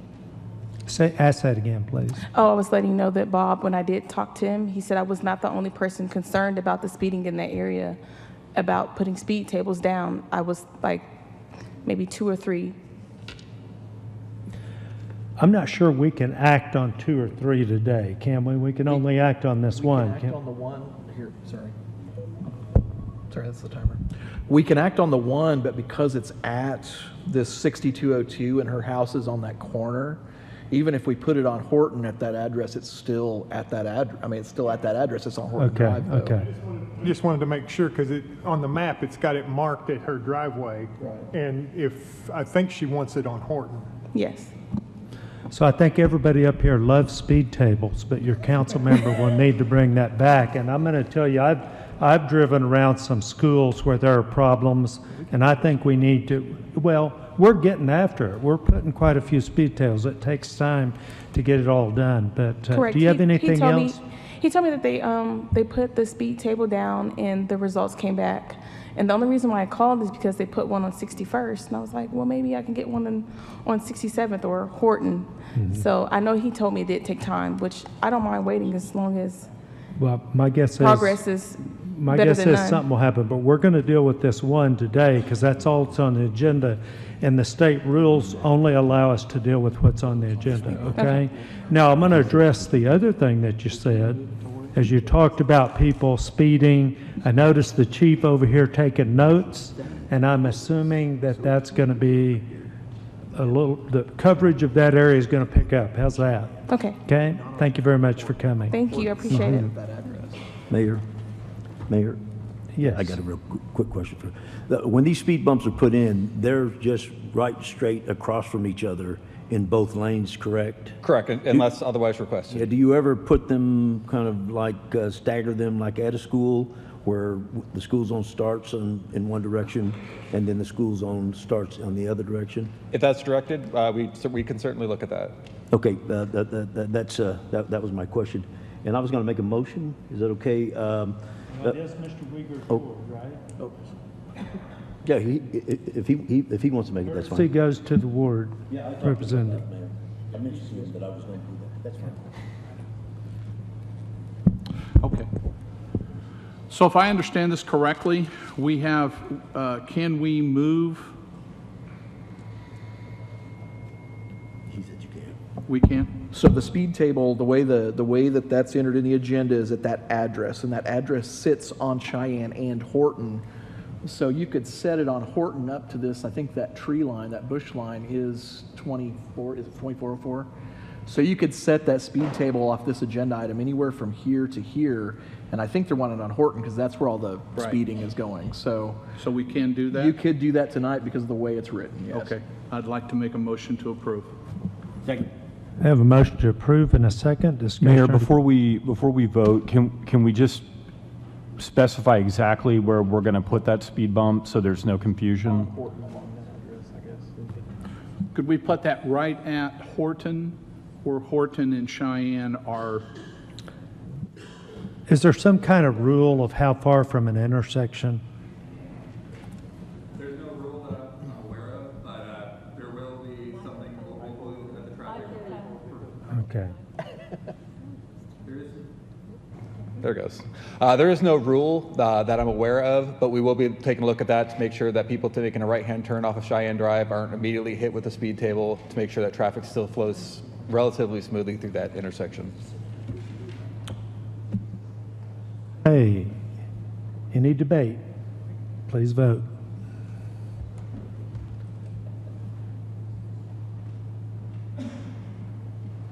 Motion carries 6-0. Glad it was written.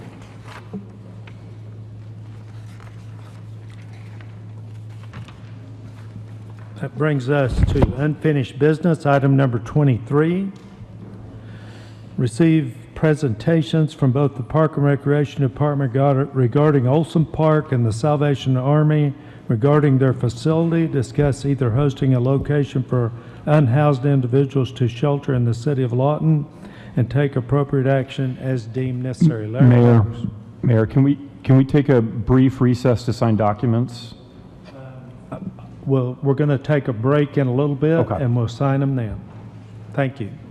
Good evening, Mr. Mayor, City Council.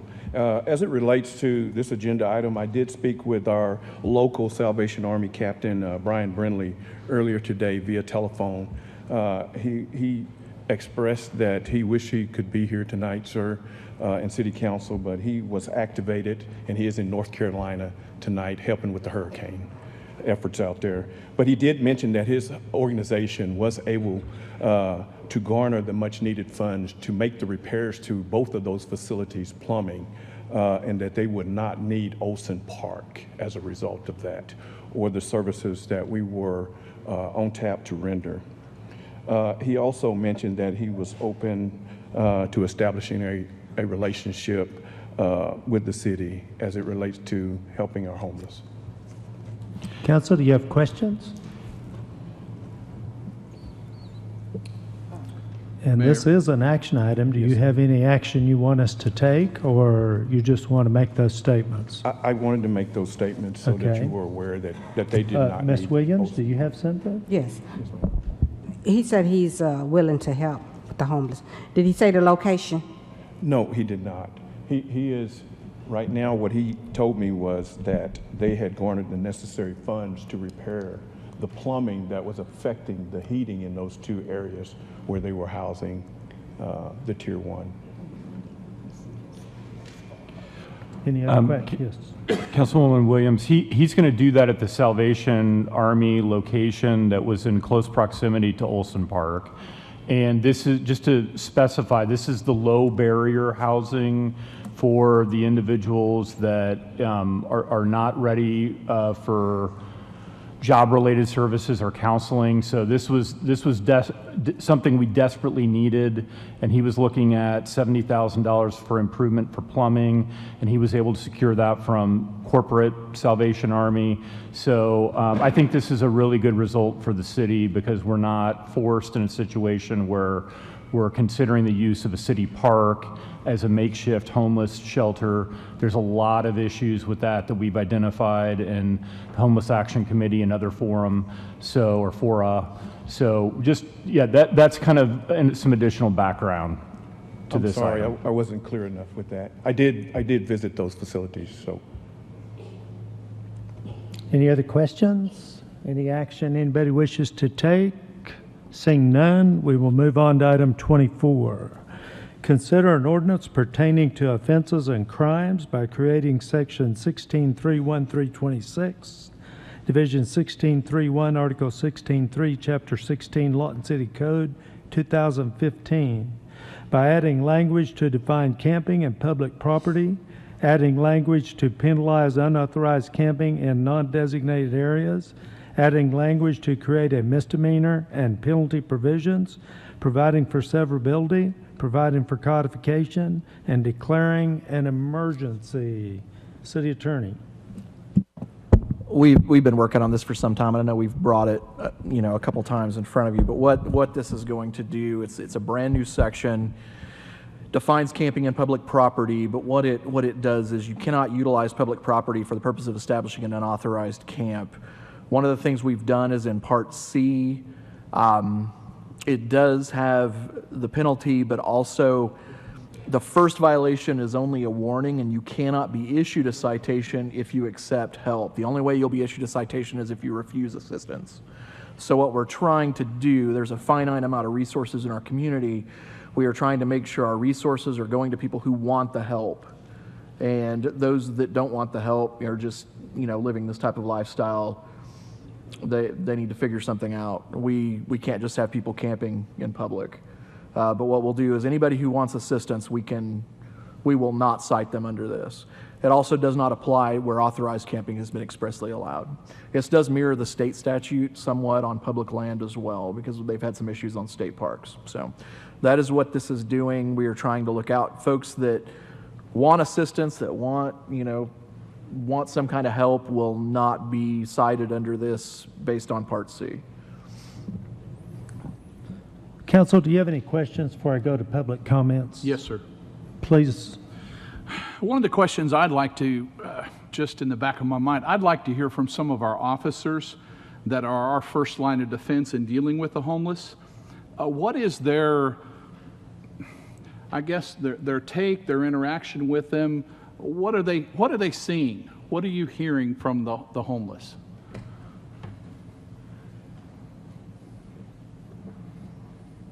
This Officer Matt Dimmitt.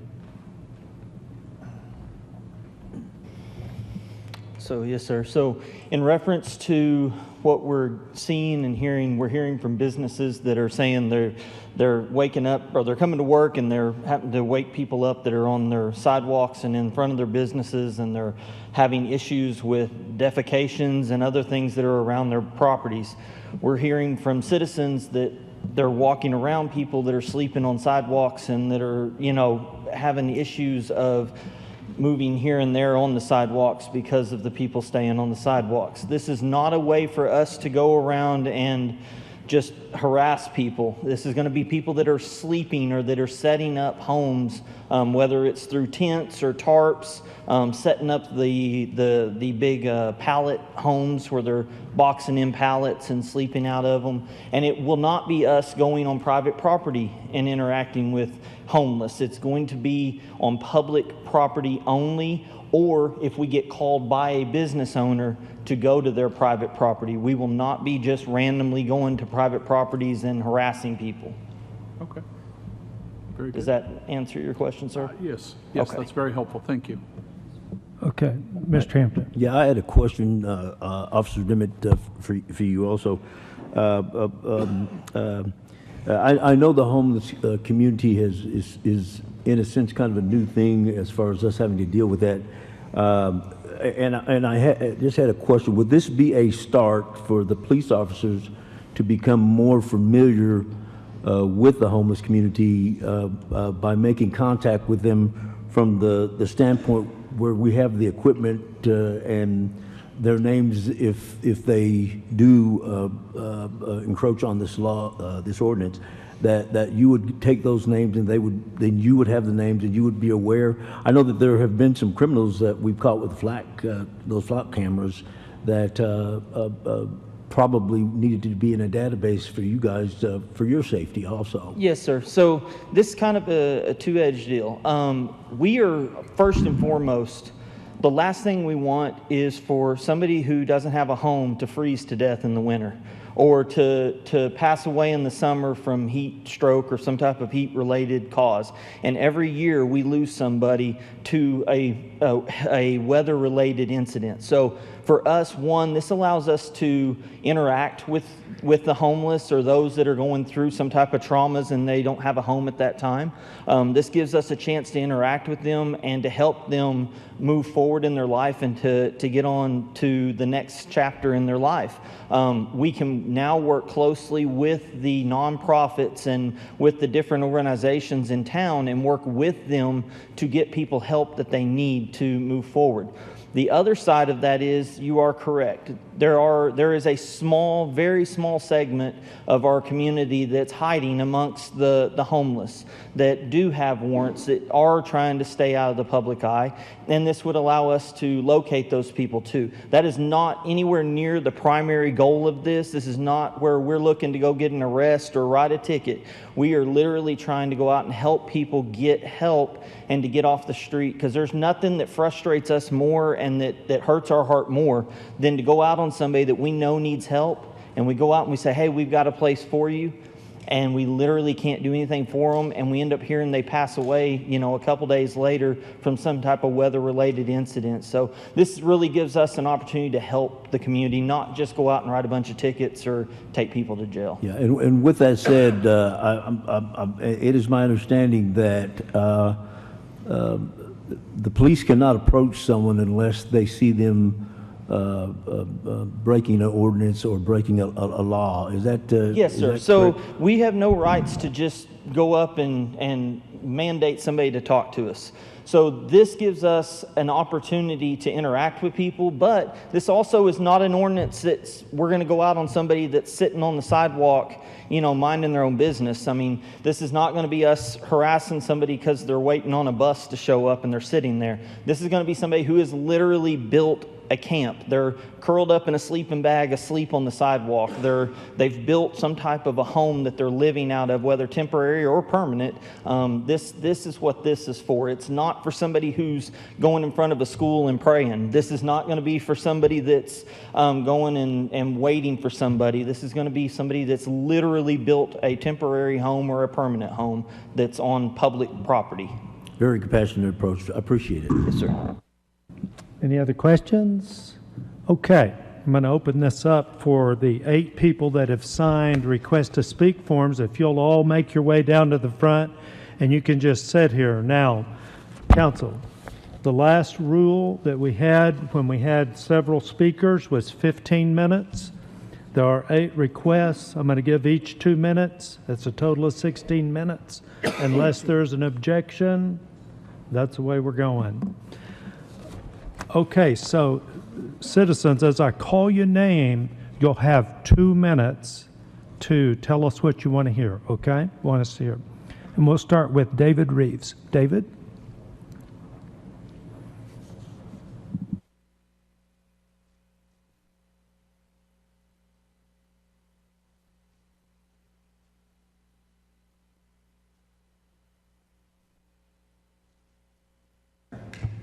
Oh, there we go. Awesome. The first time I heard of this back in July when it was on your agenda, you mentioned, you cite Grants Pass versus Johnson. And I happen to know a lot of people who work with the homeless on the West Coast. And I can tell you that even though it may be legal, the people who have been following these ordinances and measuring their impacts on the community tell us that they do not work. Not in Sacramento or Los Angeles or Portland or Seattle or there are others. There's a whole slew of them. Medford. They only generally result in an initial reduction in the visibility of homeless people, but the population rapidly rebounds. And it actually, in a lot of these cases, deepens obstacles to recovery. You can't get a job if you're in jail for 15 days. So, and just to wrap this up a little quickly, is that I would like to remind everyone that Johnson versus Grants Pass, they didn't rule that it's not criminalizing homelessness. They ruled that it's not cruel and unusual punishment. You're still punishing them for being homeless. All right, that's my time. I recommend you table it. Coming. And Jordan Harris. Mr. Harris, you'll have 2 minutes. All right. Hello, my name's Jordan Harris. I've lived in Lawton most of my adult life, and I've been homeless both in my childhood and adulthood. I'm not going to look back, but please raise your hand if you've been homeless before. Right? So I assume there's quite a few people, perhaps. Raise your hand if you've been affected by homelessness, and raise your hand if you are susceptible to be homeless. You're working class, you're an accident away, a stroke away, a layoff away. Right? These are ongoing issues for our community, and punishing them with fines, having a hostile interaction between the homeless community and police is not the right way. What I mean by that, it is these opportunities the offer talked about are not opportunities. It's a suspicion of a crime, which waves away certain protections and rights, the right to walk away, correct? And that's an invasion. That's a hostile interaction. I appreciate that this council does listen to us. That way we can meet in 6 o'clock so we can organize and communicate with you. That lawsuit, absolutely. This is the fact that, who said homeless here earlier? Was it Alan? That may be used in a lawsuit. This is a targeted homeless law. It has nothing to do with camping. That seems very dishonest. It's targeting homelessness, housing insecurity. It will only deepen tensions between our community. It is wholly unethical. It is a violation of human dignity, possibly of human rights. When you are forcibly removed from your wherever you are by police against your will, that's trafficking in a sense. It is. We have okay. So we do have homeless shelters here. We have tons of 501Cs that would meet with police officers, Might, Family Promise, C. Carter Crane, that would allow them into their places. Look up the pit count. We have resources. We have numbers of our homeless here. Thank you for coming. Ethan King. Ethan, you have 2 minutes. All right. Let's be real, this isn't about camping in town, it's about the homeless situation. This anti-homeless bill will harm so many people that, that this isn't going to stop people from being homeless or needing a place to sleep or eat.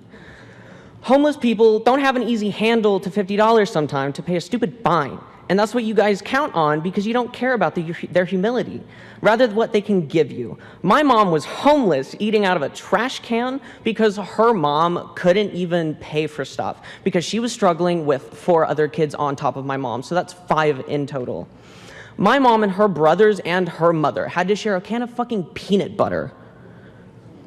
They were eating out of trash cans. Get to law enforcement. Remove this individual for using profanity. Profanity is illegal?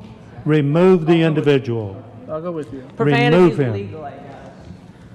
Okay, now we'll go with Destry Wilson.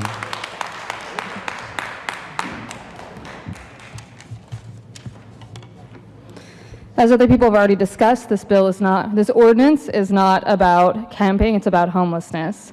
As the police officer said, this is going to give them chances to interact with the homeless people, but assistance is a vague term, and it doesn't necessarily meet the homeless person's needs. We only have 3 shelters operating right now. One is for families, one is for youth only, and one is only for domestic violence. So what are we going to do with those people who don't fit that criteria? Are we going to arrest them? Are we going to fine them? $50 might not seem like a lot to you, but it's meals. It's an Uber ride to safety. It's a tent. It's shelter. We are all just one bad paycheck, one bad week, one disaster away from being homeless ourselves. So I want to ask you, what would you do if you were in that situation? This ordinance does not reflect the neighbors I know. The neighbors I know are compassionate, kind, and they care about each other in our community. So we must ask ourselves what makes us neighbors. Is it housing, a roof over our heads, or is it being in community together, supporting and caring for one another?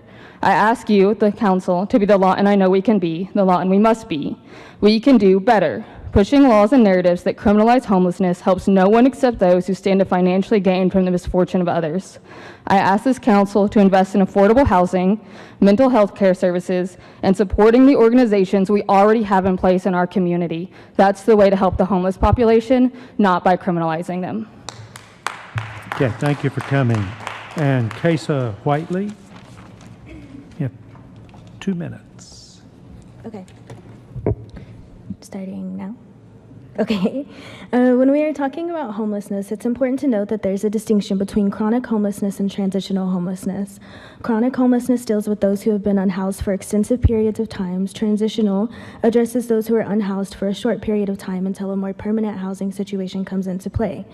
This specific agenda item addresses them both, yet the underlying or root cause for these two types of homelessness are different. So how can one solution address both issues? The reality is it can't, and it doesn't. What this agenda does accomplish is effectively criminalizing homelessness. At several points in my life, I have had insecure housing or been homeless. Most recently was earlier this year. My husband abandoned myself in our home. All the bills were in his name, which left me with him refusing to pay the bills and no means to pay them myself. I had the money, but the city required me to have a title or a lease in my name. When this happened, I learned two things about being homeless in Lawton. The first is that there were only two shelters who would have been able to help me. One was C. Carter Crane and the other was the Salvation Army, both of which are currently closed for renovations, which is interesting because the ordinance states that someone who has been convicted of camping within city limits and refused assistance may be fined or jailed. The ordinance then goes on to define a portion of assistance as simply telling a homeless person where they can get resources. I can share that the C. Carter Crane shelter is located on Texas, and knowing that information didn't keep a roof over my head. Two, the second thing that I learned is that there is a hierarchy of needs, if you will, when it comes to who the shelters can and will house. I'm not elderly, I do not have children, I do not have disabilities that keep me from basic functions, which means I'm fairly low priority when it comes to housing in the shelters. I am simply someone who fell on hard times. You are using stories like mine to justify this heinous ordinance, but yet the reality is that the system is not set up to help people like me. Everything we do as a collective is a choice, and ultimately the ordinance isn't necessary. You have 10 seconds. The Supreme Court ultimately ruled that it was not unconstitutional to do this. They did not rule that we have to do this. The last thing I would like to say is that it's not lost on us that if someone who's currently homeless took issues with this ordinance, they would not be able to address this dais. Your time is up. Thank you for coming. And Robert Ratcliffe. And Robert, you'll have 2 minutes. How you doing? Biggest thing I want to talk about is if we perpetuate the homelessness by convicting them. Okay, now you're making them having a criminal record. So now you're making it harder for them to get out of that situation. Okay, so I don't understand why we're going to make it harder for them to get back on their feet. That just does not. I mean, that's like, hey, telling someone to go run and you tie their ankles together. That just doesn't make sense. It's just not good work. Also, like some of my colleagues here have said, there's only a limited amount of shelters. Okay, so if you don't fall in within those parameters of the shelters that are available, you're going to jail, or you got to get out of city limits. I mean, what are we doing? These are human beings. Any of y'all ever looked at Oklahoma City and what they have up there? Because I have. I've been to them. And the council up there, the city, is in support of a lot of their shelters, and they've actually gone to the community, businesses, doctors, therapists that provide additional assistance at these shelters pro bono because the city government up there actually supports You have helping 10 seconds, sir. these people versus arresting them. So you might want to look at, see what Oklahoma City is doing. Thank you for so coming. we can get And a with better that, program. we'll move on to Crystal Tompkins. And Crystal, you have 2 minutes. Okay. The people that came before me addressed a lot of good points. The number one thing is we do not have the structure in Lawton to support this ordinance. So if you're saying, oh, they're going to accept it, and we don't have no place to put them, what's our option? Second off, what kind of training are we giving these officers? Are we just, hey, this bill passed, you got to do it now? Or are we giving them training? And third, the businesses are complaining. How much are they supporting and putting into these homeless shelters? How much are they investing in that? If we're going to cater to their complaints, they need to put in on this. This is our community, not theirs. And that's all I have to say. Okay, thank you for coming, and we'll move on to Daniel Jameson. Daniel, did I say your last name right? Jameson? Yeah, okay. Yes. Daniel, you have 2 minutes. All right. Please bear with me as I am autistic. So they also brought up a few points, and the last speaker mentioned the police needing training. And another thing we haven't really talked about is census data or statistics to adequately address what seems to be not simply a homeless issue, but more or less a housing issue. Whereas if we actually knew how much resources are needed to solve this issue, rather than punishing them, it would be wise to have it better investment towards social workers who would be better equipped to help those who are dispossessed or unhoused so they can get the help that they need. I also had a friend who recently had to get 5150'd here in Lawton. Had they been homeless, I fear what could have happened to them had I not been able to reach them first. It's just something that also important to consider. Also, another person that spoke here has a daughter who was autistic as well, and I don't want her growing up to end up maybe one day becoming unhoused, such as something that I experienced myself, actually. All I ask is to heavily consider thinking about us, you know. Thank you. Right, Daniel, thank you for coming. Okay. Okay. Council? Discussion? Motions? Move to approve the ordinance, read the title only. Have a motion to approve the ordinance and read the title only. Is there a second? There is a second. Please read the title. An ordinance pertaining to offenses and crimes by creating Section 16-3-1-326, Division 16-3-1, Article 16-3, Chapter 16, Lawton City Code 2015, by adding language to define camping in public property, adding language to penalize unauthorized camping in non-designated areas, adding language to create a misdemeanor and penalty provision, providing for severability, providing for codification, and declaring an emergency. That will be a separate vote after this first vote.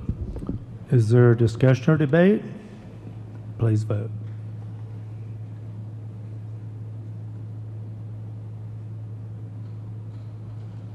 Motion carries 6-0. Now I need a motion to declare an emergency. I make a motion to declare this an emergency. Is there a second? We do have a second. Discussion or debate? Please vote. The emergency passes 6-0. We're going to go one more item to give time to clear. Item number 25, consider receiving a presentation from the Mount Scott Masonic Lodge number 540 and approve an MOU regarding the placement of a retired flag drop-off box at City Hall. Who's speaking on this? Mayor. Oh, Caitlin. Mayor, Council, I would just like to introduce you to James Peck. He's a member with Mount Scott Masonic Lodge, number 540, and he's just going to give a quick presentation on possibly putting an American flag disposal box here at City Hall. Okay. And James is also a city employee. Mayor and Council, I'm here this evening with a number of my brethren as well, and we're here to talk about this flag disposal box that we're intending to try to make publicly accessible. So I'm here representing the Freemasons of Mount Scott Lodge, number 540, located down the street at 19th and C Avenue. While working with the VFW, we were informed that they had received a new flag drop-off box and were getting rid of the old one. Expressing our desire to provide a publicly accessible flag drop-off location for the citizens of Lawton, we obtained the flag drop-off box they intended to get rid of. We intend to refurbish, repaint it with a new aesthetically pleasing design and are requesting to reinstall it in a safe, publicly accessible, publicly recognizable location on city property at the location of the water bill drop-off box as stated in the Memorandum of Understanding. We will physically and financially be responsible for maintaining and the upkeep and service of the drop box. In the spirit of public service and patriotism, we, the Freemasons of Mount Scott Lodge number 540, believe that the respectful retirement of our nation's flag is just as important as the respect we show it while it is in service. And we urge you to consider the memorandum before you today. Is that it? That's it. Okay. I'd like to know where Mount Scott Lodge is. It's right down C Avenue at 19th and C. Is that the place I get to eat good breakfast sometime? It absolutely is. I haven't been getting any emails or anything about breakfast. You've been doing it? We've been really busy, so some things got to get put on hold Okay, well- sometimes, but we're trying to get back at it. I'm going to tell you, I'm getting hungry. Council, do you have any questions or comments or motions? Mayor. Yes. There again. I truly support this. My son-in-law got back from Qatar. They got back from Iraq, and they had moved a lot. So they always had a flag flying at their house. And so they had a hard time figuring out what to do with the flags. So they brought all those flags back to me, and I had a hard time finding a place to dispose of them properly. And I had to look up how to do that, but I did find a place to get rid of those. So it is important to have that. A community this patriotic ought to have a place, hasn't it? Yes, Mr. Yeah, just real quickly, the church I attend, we have a big post flag. Most people don't know there's really basically three different types of flags, if I remember my military career. You know, my father was a Korean War veteran. My son's in the Air Force. My wife was in the Army. I was in the Army. We were from a family of veterans, and I think it's very, very important. Our church was figuring out how to take care of our flags. We usually give them to the Boy Scouts. They have a program themselves, and this is a welcome and refreshing for me and my family. Thank you very much. And I should ask Ms. Hankins, was that a motion? Yes, that was a motion. Okay, and was that a second? Okay. Oh, come on up. I apologize, Mayor. We got to talk about the finance of all this, or? Well, as the director over the utility division, I am concerned that we'll have citizens come put their bills in there, and then we'll have a delay, and we're going to have a larger issue. So maybe if we could consider a different location. I'm in full support for taking care of our American flags. I just want to also take care of our citizens for paying their bills. So let's, would you amend your motion to approve with the city manager discretion to work out the problems? I would, for sure. And is that your second? Okay, discussion or debate? Let's vote.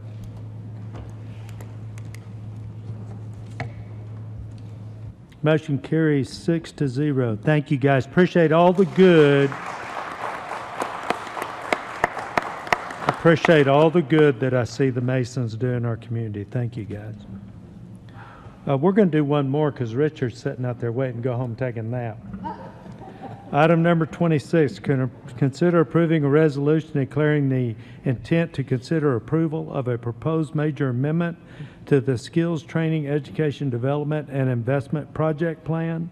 It's called the STEADY Plan, and creation of a tax increment districts under the Local Development Act, directing preparation of a proposed amendment to the STEADY Project Plan, reconvening the review committee, directing the review committee to make findings as to eligibility and financial impact, if any, on taxing jurisdictions and business activities within the proposed increment districts, directing the review committee to make recommendations with respect to the proposed amendment to the STEADY Project Plan, directing the Planning Commission to determine conformance of the proposed amended project plan with the Lawton Comprehensive Plan, and to make a recommendation with respect to the proposed amendment to the STEADY Project Plan. Richard.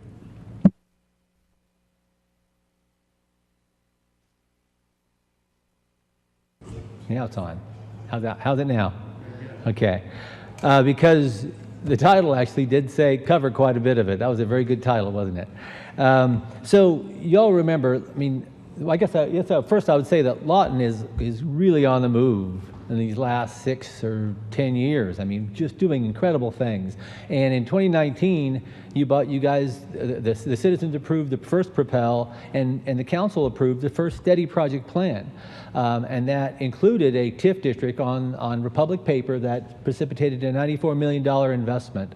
And now we are able to use that TIF district now to repay the city's investment in our industrial areas. I mean, the city spends millions of dollars, has spent millions of dollars in roadways and water improvements and sewer improvements and things like that. And that's what this project plan is all about.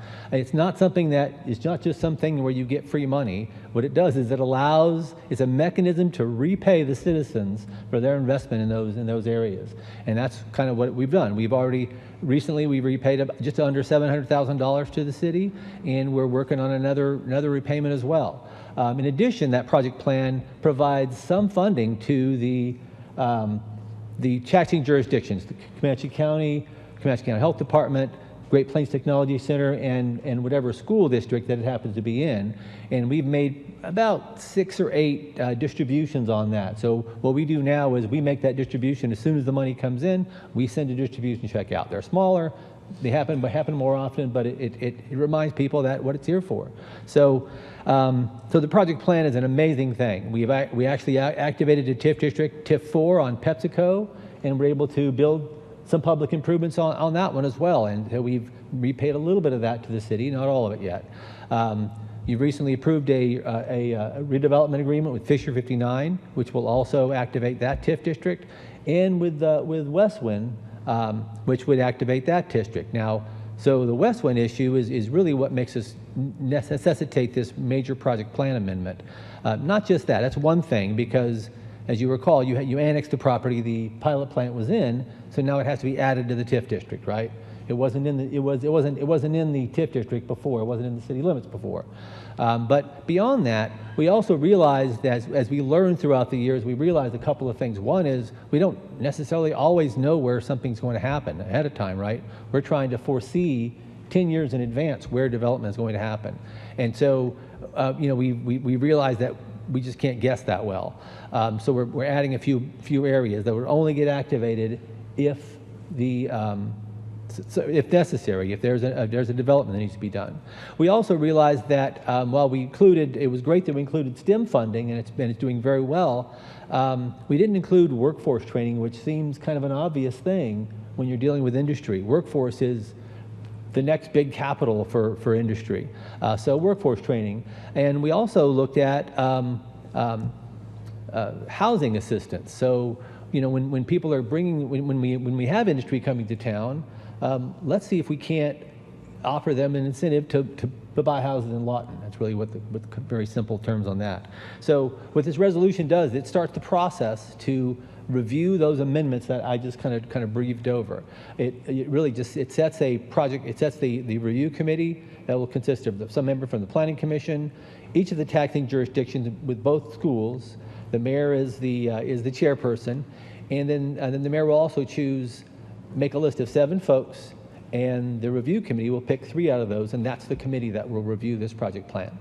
Then it'll come back to council, and you would act on it. Any questions?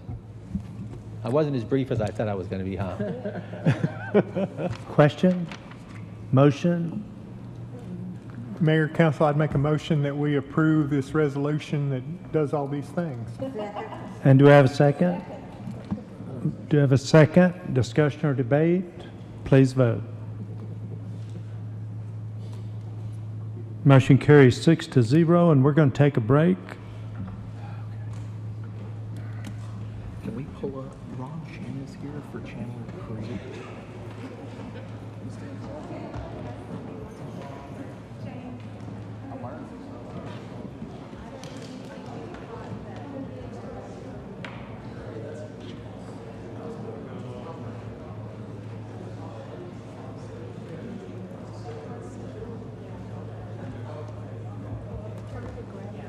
Oh, he just went to the bathroom. I am. I got this. I was just like, I should run a blanket. Yeah,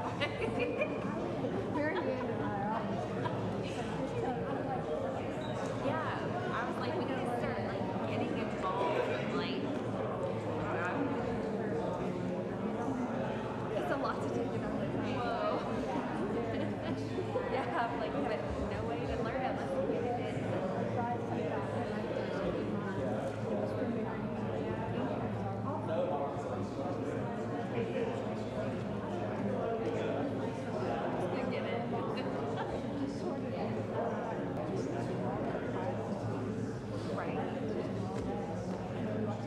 A lot of officials here, like, wow.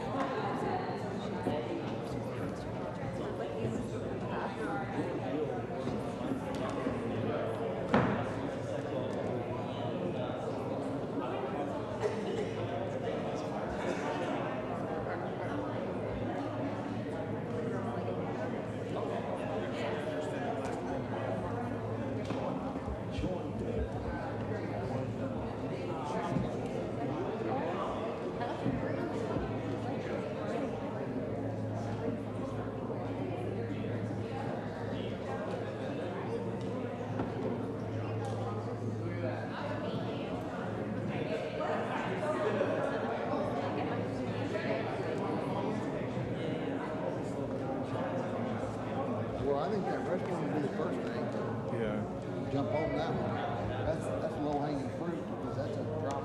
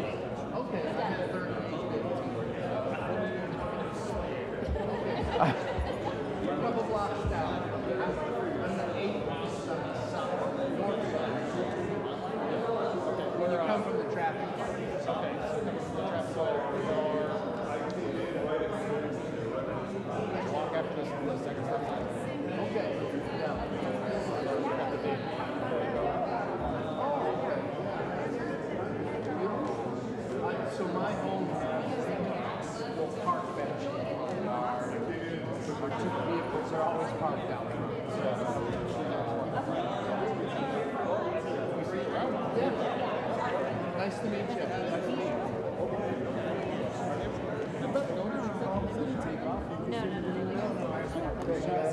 I did. He hasn't emailed me back.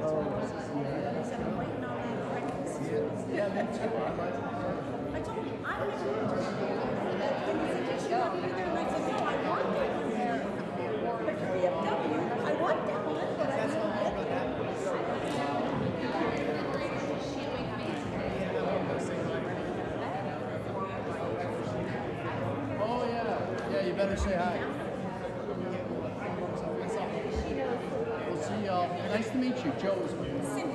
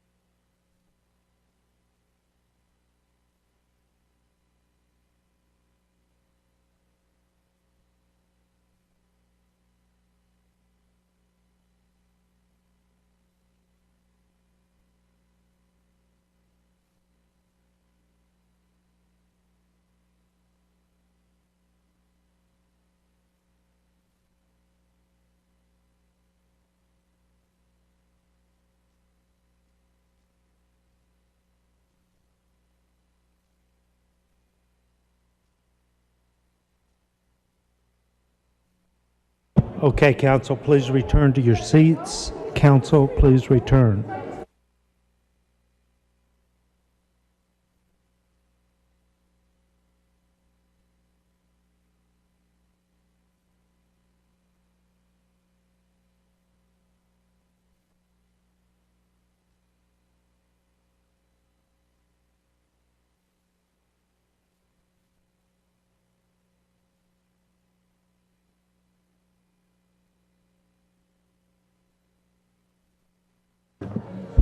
Okay, we're back from break.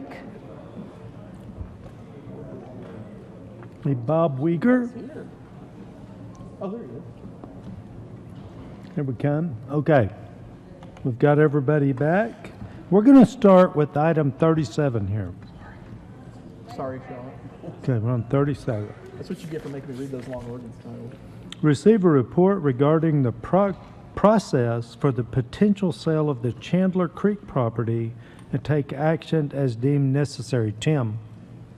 Good evening, Mayor, Council. Last council meeting, I think there was an agenda item to look into the potential sale of some of the land at Chandler Creek and direction to the city attorney's office. So our office reached out to McAfee Taft, one of their partners, Ron Shin. I think you're familiar with Mr. Shin from some help he did us with on Schoolhouse Slough. We asked him to look into some of the issues, and so he's here to present to the council tonight. Ron? Good evening. Thank you for having me here. I appreciate it. Last week I started talking with Tim and some other city representatives about this situation, and I hope everyone's familiar generally with the area we're talking about and the land we're talking about and where it's located. And if it helps to have a little bit of history, the city acquired a lot of this land in the 50s and up till 1960. And then eventually, after the dam was built and it, part of Ellsworth Lake, it became part of the city's water system. And that land is now leased to the Lawton Water Authority, and it has been part of the city's public utilities for decades. So that presents some pretty interesting legal issues. I think I can address most of them, but I'm not sure that there's going to be an absolute clear answer where you could look at a case and say this answers the question. And the reason for that is the statutes in Oklahoma address the sale of a city selling a public utility, but it doesn't really speak to what happens if you want to sell a component or a piece of a public utility system. And that's basically how I would analogize this real estate. It's part of and has been part of the public utility system for decades. And now, for reasons that probably don't matter to me but aren't clear to me, there is a desire to potentially sell this land, but it is part of a public utility. So ordinarily to do so, you would have to meet certain requirements, one of which would be comply with the city charter and Oklahoma law. And Oklahoma law, it says generally if you're going to sell all of a public utility, you need to put it to an election of the voters for them to approve the sale. Now, what isn't clear is what do you do if it's just a piece of the system? Do you have to put it to a vote of the voters or comply with the city charter? And I would suggest that you do, because it's still part of a public utility system, which means likely you have to have an election, or the city charter also allows for the city council to pass an ordinance, but then voters can enact a referendum to have a vote on the vote of the city council to challenge the action taken by the city council, or at least put it to a vote of the voters and residents of Lawton. So there's the big issue, first of all, is this part of the public utility system? And I think everything the city of Lawton and the Lawton Water Authority have done since the 60s indicates it is absolutely part of that public utility system. So then the question is, what do we do with it? And what can be done with this land? And so there's a couple sub-issues that I think need to be discussed as well. The Lawton Water Authority has borrowed money at various times, and I don't know all the details of it, but I know there are loans that the Lawton Water Authority has, which would not be unusual at all. But there is a requirement in the loan documents that if the Lawton Water Authority or the city is going to sell part of the utility system or all the utility system, that it has to comply with these requirements of the taxpayer vote. And it says specifically in the loan documents that if you wish to sell a part of the system, the Oklahoma Water Resources Board may approve the release from the lien created by this loan and all the assets of the Water Authority securing the loan of any portion of the system which in its discretion is not needed to secure payment of the note and does not adversely impact the borrower's ability to pay the same. And so what that means is the city would have to get permission from the OWRB to sell this land, and the OWRB would have to make a conclusion as to why it's not needed and it wouldn't adversely impact the ability of the lender to get paid back if this land was sold. So that's another sort of sub-issue unrelated to sort of the statutes and the city charter, but another condition that would have to be met is getting OWRB's approval. As a practical matter, again, I have looked at what was on the agenda from the prior meeting and today's meeting. It's not clear to me, and again, I don't know that it needs to be, what is precipitating or causing the council to look into this, and it's probably none of my business, but I would say that if I were going to sell a part of something that has been part of the city's public utility system for decades, I would probably want to have a pretty good explanation and maybe have someone review the system as a whole, like an expert or a consultant, to make sure that the sale of this land would not have an adverse impact on the overall public utility system. Because in the absence of that, and unless you have specialized expertise that I don't know what the impact to the Lawton Water Authority is if you sell this land. I know that Chandler Creek drains into Lake Ellsworth, is what I've been told. I haven't personally confirmed that, but I believe that to be true. So there are concerns with contamination and pollution leaking into a water source, which then implicates another state statute, which is Title 11, 37-104, but I can give you the, let me find it and make sure I give you the right citation. And what that says, 37-104, is that you can't build structures within 660 feet of the high water mark of a reservoir. So a lot of this land, all of this land, falls within that 660 feet. So even if the city/Lawton Water Authority were inclined to sell this land, I would suggest strongly that you encourage any potential buyer to make sure to review this and have title people review it, because my opinion is that anyone who acquires this land is going to be prohibited from building any structure on it. So that would obviously affect the marketability of the land and what somebody might want to do with it if they're incapable of building a structure on it because of the impact it might have on the water system as a whole. Those are a lot of the big issues. I'm trying to be succinct. There's a lot more nuance that I've gone into in reviewing this, but from the big picture, I think this is part of a public use, and so therefore it's going to require some type of, at least the ability of the voters to have a say in this if they wish to, whether you do it by an election or you vote and then someone may bring it up for election. I think it needs to be made clear, and communications with any potential buyer when you go through the process that, you know, this land is going to be subject to pretty significant restrictions on ability to build any improvement or structure on it. And again, we would have to also work with the lender for the Lot and Water Authority, which I understand is not this body, but to obtain permission from the Oklahoma Water Resources Board to sell this land as part of the loan covenants that have been made to obtain funding for the Lot and Water Authority. That's sort of the overview. If anyone has any questions, I'm happy to try to speak to those. Sure. So the way you would sell it, and the reason I keep talking about it being part of the public usage is the city would essentially have to deem this land surplusage or abandon it and say it's not needed anymore. And that's why when I said earlier, what's unclear to me is why now is this land no longer necessary when for decades it's been part of the public utility system and the water system. I don't know, but I think the city may have some concerns raised with it by residents and others who say, what's going on now that would require this, that's causing the city to want to sell this land when it's been a part of the system? Is it no longer needed? And why isn't it needed? And again, I don't have the answers to those questions, and I don't know that that information is currently available. No information was really provided to me about that, but I think that's going to be an issue the city's going to have to deal with if it decides it wants to pursue this path, is explaining why the land needs to be deemed abandoned or surplusage and not needed for the public utility anymore. Okay. Council? Mr. Warren.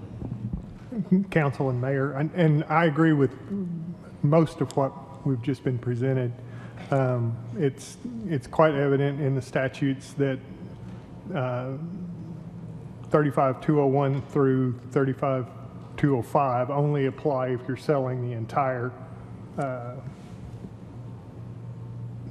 lake, I guess the way that it would be worded. So none of those statutes actually apply to this sale because it would be a portion thereof.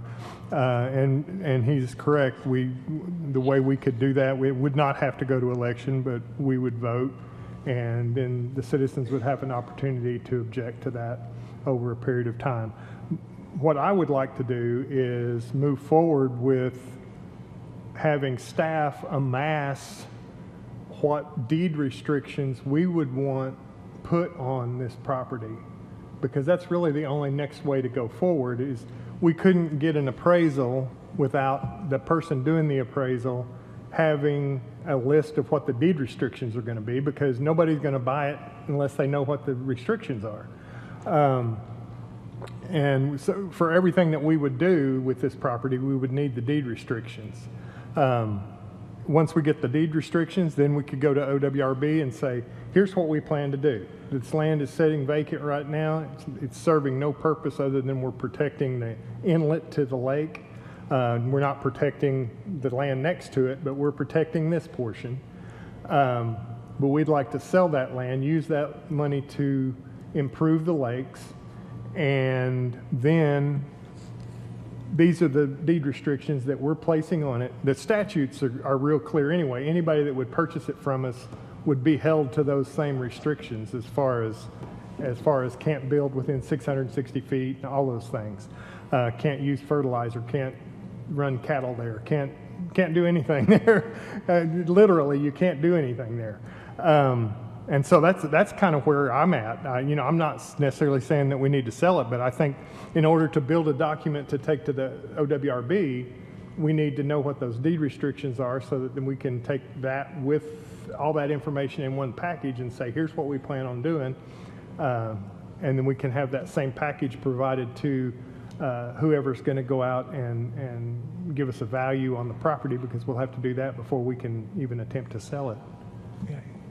Does that make sense? Other comments, council? May I speak for one moment, Mr. sure, Mayor? And I sure. apologize. I do want to point out, my understanding of the loan documents, and I've not reviewed them thoroughly, but counsel for the city that normally does that has, and I've conferred with her, any proceeds from the sale of this land would have to be first applied towards the loan itself and the principal owed on the loan. To the extent that was paid off, then you would have to put it in the sinking fund, is my understanding of how Oklahoma law works, to essentially repay the taxpayers.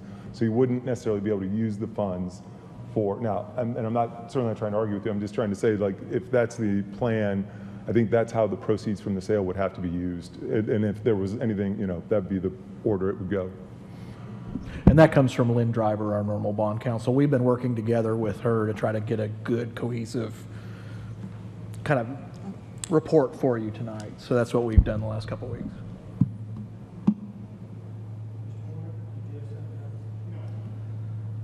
Does anyone else have comments or questions? Okay, so you maintain it would take a vote of the people, but I think I heard Mr. Warren say if we were selling a portion, we could just have a public feedback period. Is that what you said? Well, the charter says that we can do it one of two ways. We can have an election, or we can, by authority of special non-emergency ordinance, such ordinance shall be published in full in the newspaper, and within 10 days of passage shall include a section regarding, and it gives you what to read, and then the citizens have 30 days to bring a petition against it before it becomes a sale.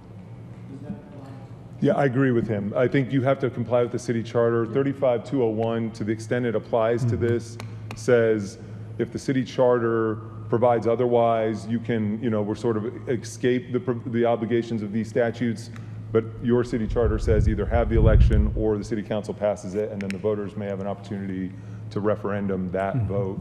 And so I agree with what he's saying. Okay, and you're saying that if we sold it, we could not reinvest it in lake amenities.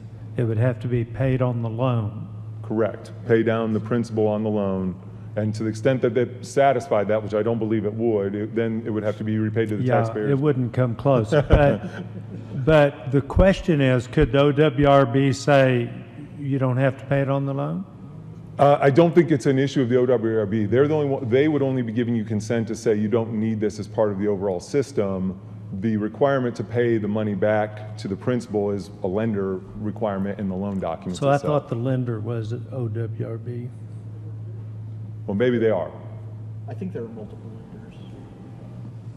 I think, and Tim, correct me if I'm wrong, I think we were discussing it with Lynn. We have multiple lenders where this is a collateral, so we would have to. Yeah, I think that's right, but ultimately too, what Lynn indicated was even if the loans were satisfied, it would then need to go to the sinking fund. Since And it was so we would never get it to lake amenities. Is that what you're saying? That's what Is I'm that what saying. you're saying? I agree. And my only comment there would be, and I would definitely had wanted to use it for lake amenities, but if we could only use it to pay down the debt, that's still, to me, better than the land just sitting out there doing nothing, because it would still be doing nothing, but we would have that funding brought into the city coffers. Because what happened for so many years is we leased that property, and we didn't do a very good job of taking care of that lease. We allowed things to happen that weren't supposed to be happening out there. And my theory in this whole deal was if we were to sell that to a person who had to follow those documents, had to follow that deed restriction, then there would be a little bit better chance that would actually take place, because we didn't have a whole handle on what was going on out there. No comment? No, sir. So you don't want to comment, because I mean, the thinking on this has been, it's my understanding, and somebody may think differently, but that we can put deed restrictions on this that require the people to protect it, just like we're required to protect it. And I agree with Mr. Warren's comment that we haven't done a very good job managing it. And do you have any comment on that? I mean, is there any reason why legally we couldn't require someone else to do it?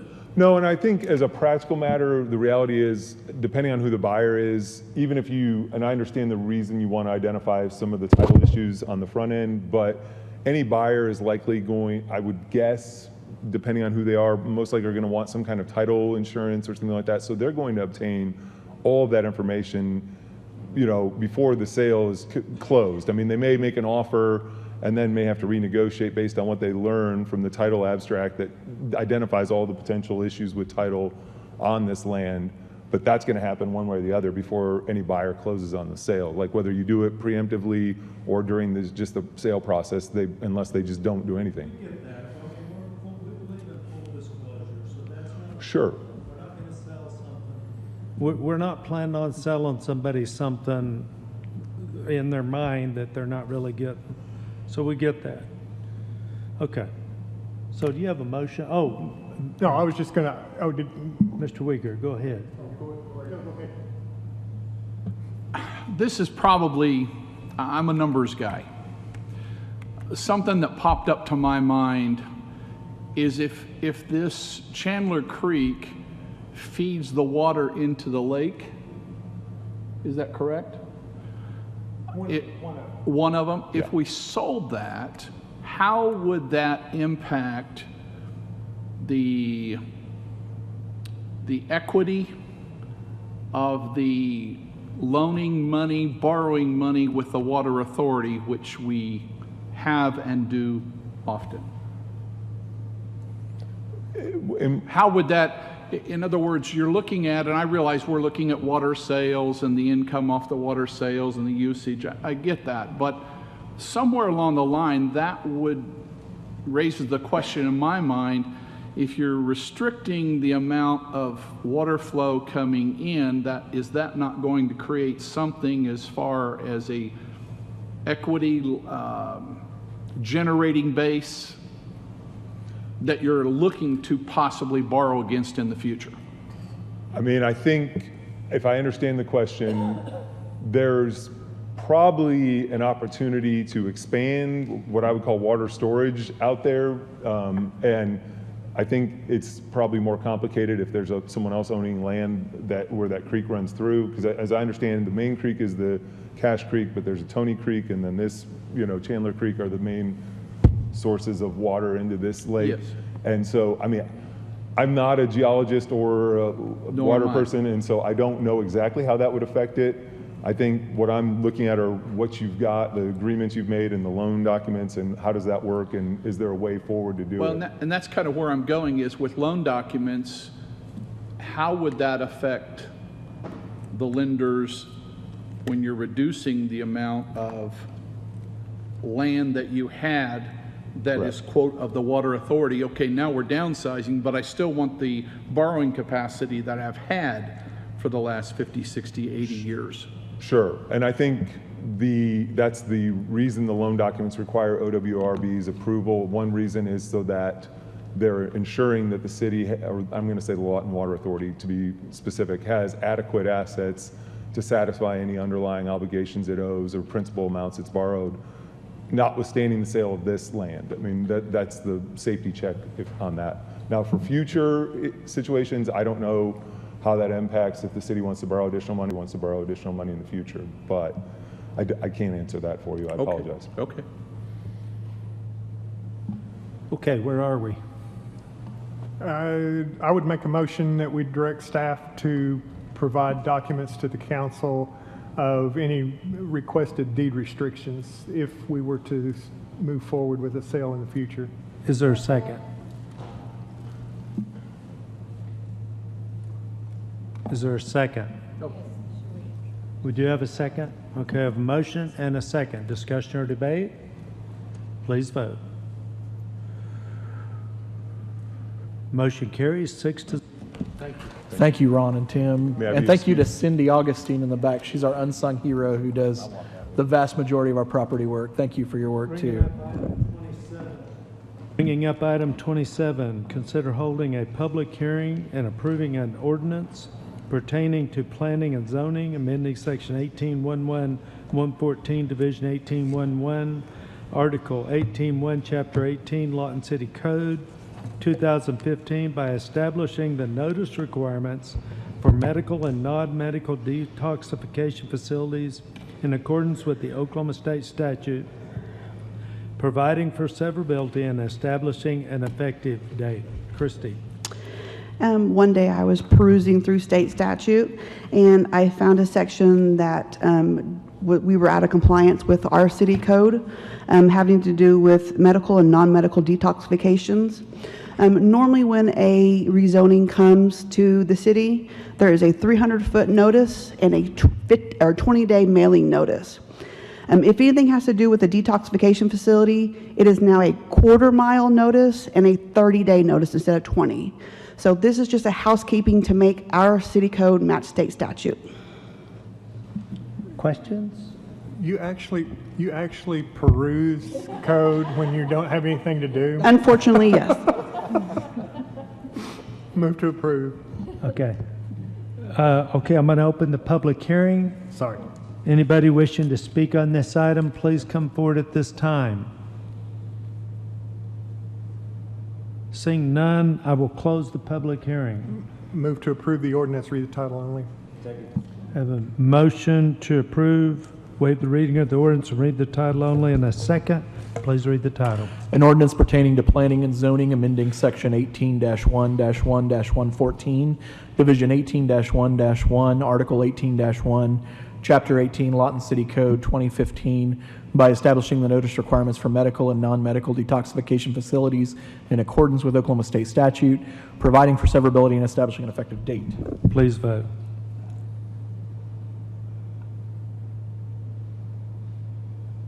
Motion carries 6-0.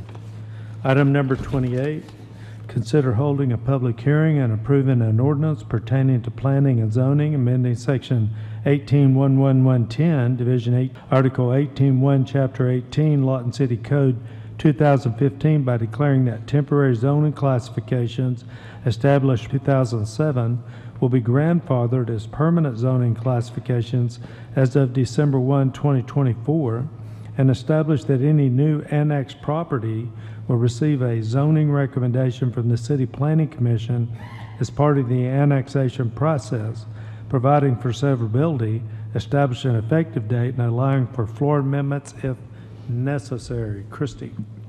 Historically, when the City of Lawton annexed property,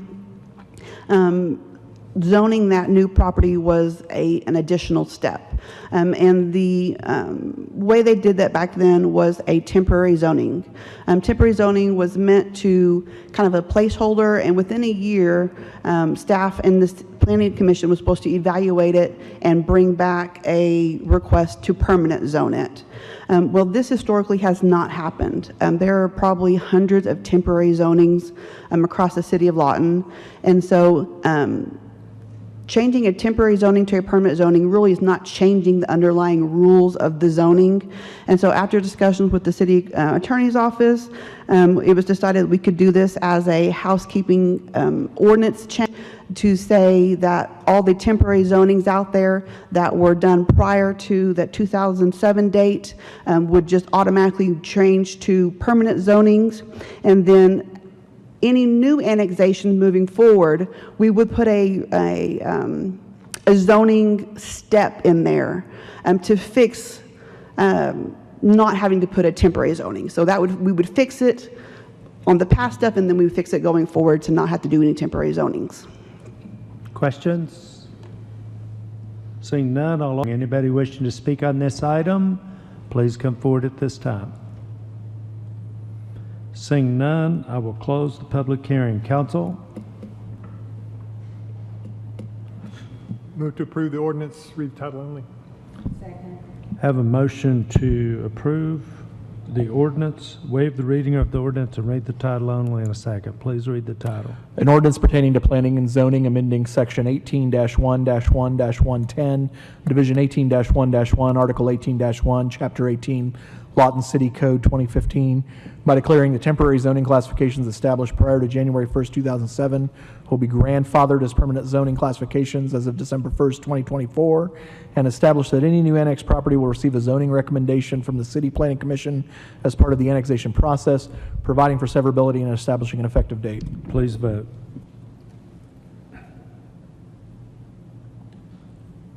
Motion carries 6-0. Item number 29, consider approving an ordinance pertaining to streets and sidewalks relating to authorized work on streets by city utilities contractors requirements notice.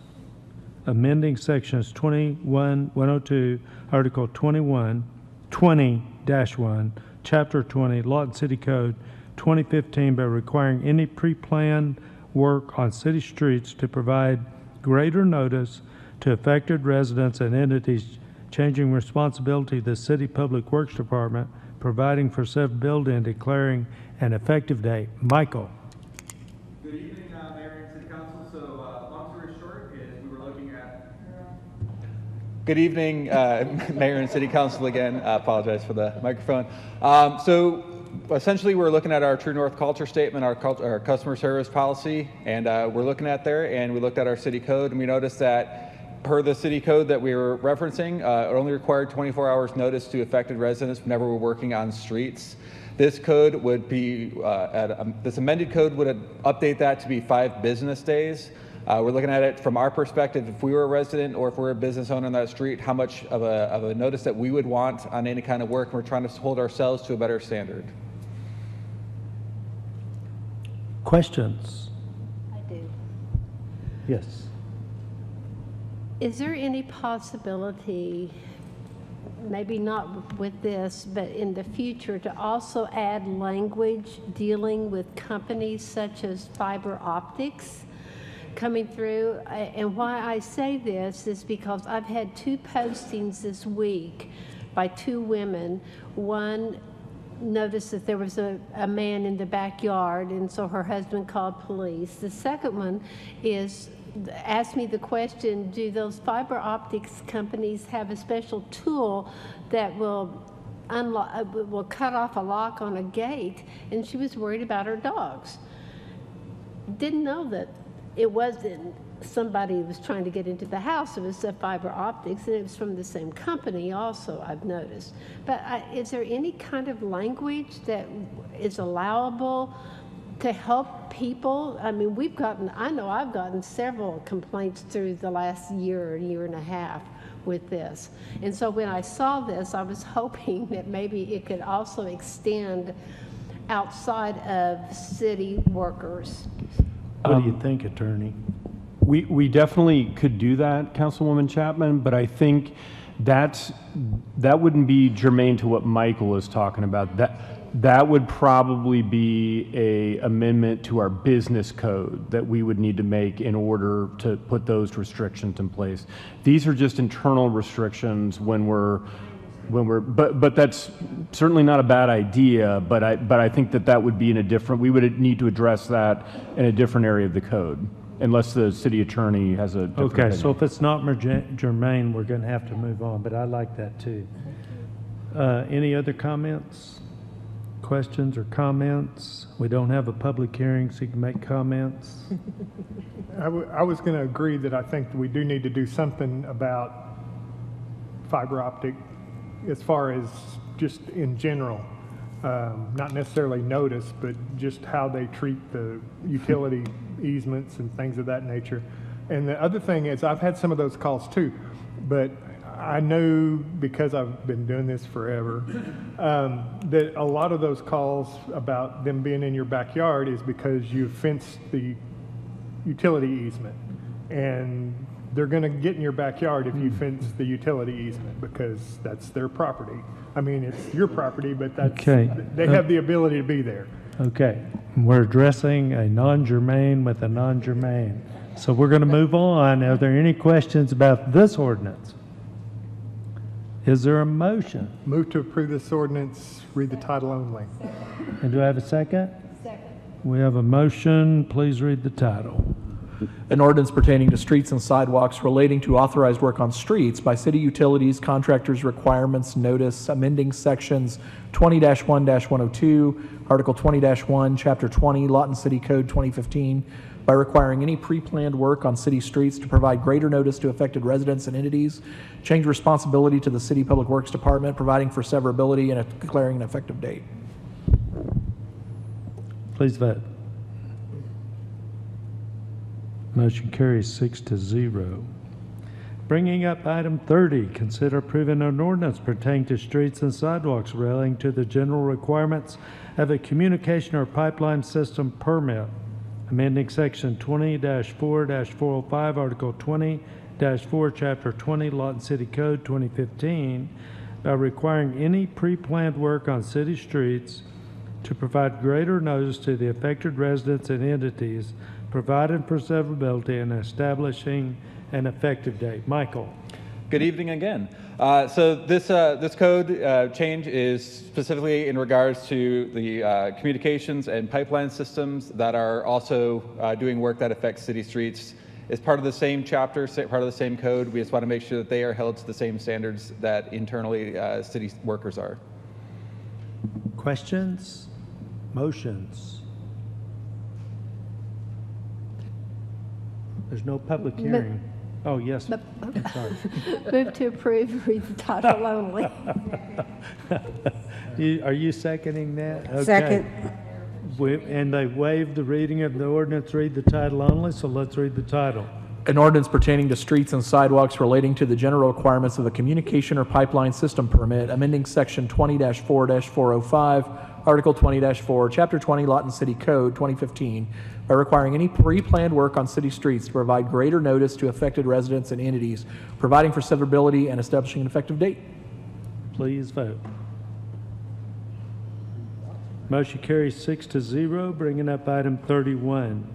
Consider authorizing staff to apply for the Energy Efficiency and Conservation Block Grant, EECBG program, in the amount of $146,710 for the purchase of energy-efficient equipment for even more in '24.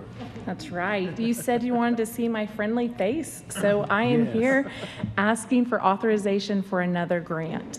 And so this is for the Energy Efficiency and Conservation Grant. It is a block grant with a very short deadline. I have to have this sent off for approval by October 31st. So let's do this.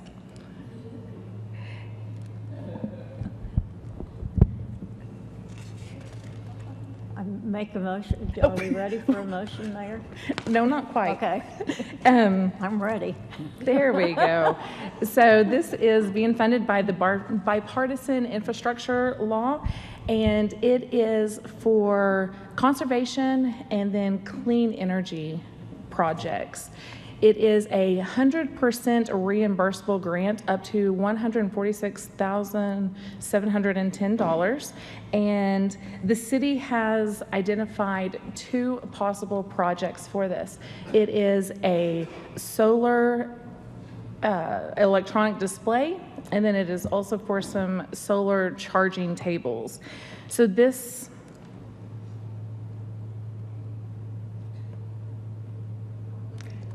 okay, go backwards. So the first one is a solar electronic display, and so we would be asking to install 3 of these. They are able to put up real-time information, so we can do news alerts, we can do information about city happenings, transit problems or changes. We can post all of that in real time. And the thinking was, and correct me if I'm wrong, Cynthia, one here at City Hall, right where the old marquee is out front, one at Elmer Thomas, and one at Vista would be the 3 recommended locations? Possibly at Vista. The only problem with that location is possibly the amount of shade in the area. Okay, so maybe somewhere else. So possibly at one of the rec centers, and eventually moving it to the new sports complex once it gets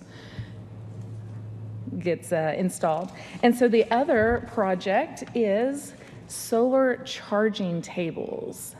And so you would be able to plug in a 110 device, or you can have wireless charging capabilities. The canopies do have LED lights for safety. And then you can kick back, relax, enjoy the park, and recharge your battery while you're also recharging your phone. So a couple of the locations would be possibly one here at City Hall for employees to be able to do an outside workstation or charge their batteries during lunch. And then these tables and benches can also be customized so they can be beautifully installed to go along with the outside of the new water complex that is being built. And that way we do have some security, some fenced in areas, just to keep these safe. And so in closing, I do believe that both of these projects epitomize the city's true North culture. We are trying to get efficiency, safety, and the commitment for community engagement. And so we will be promoting sustainability and citizen engagement so that we can do more in 24 and thrive in 25. She is really good at this. Man. Was that a motion? That's a motion. I have a motion to approve in a second. Please vote.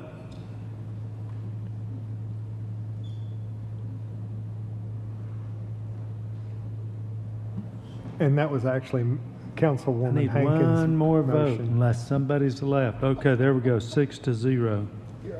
Motion carries. Consider approving a resolution declaring the I Love Lawton Fort Sill symbol as the official emblem of the city of Lawton and take action as deemed necessary. Donna Land. I didn't realize I was speaking on this one. So this is a resolution that will officially declare your I Heart Lawton pins that I know everyone is wearing right now as the official emblem of the city of Lawton.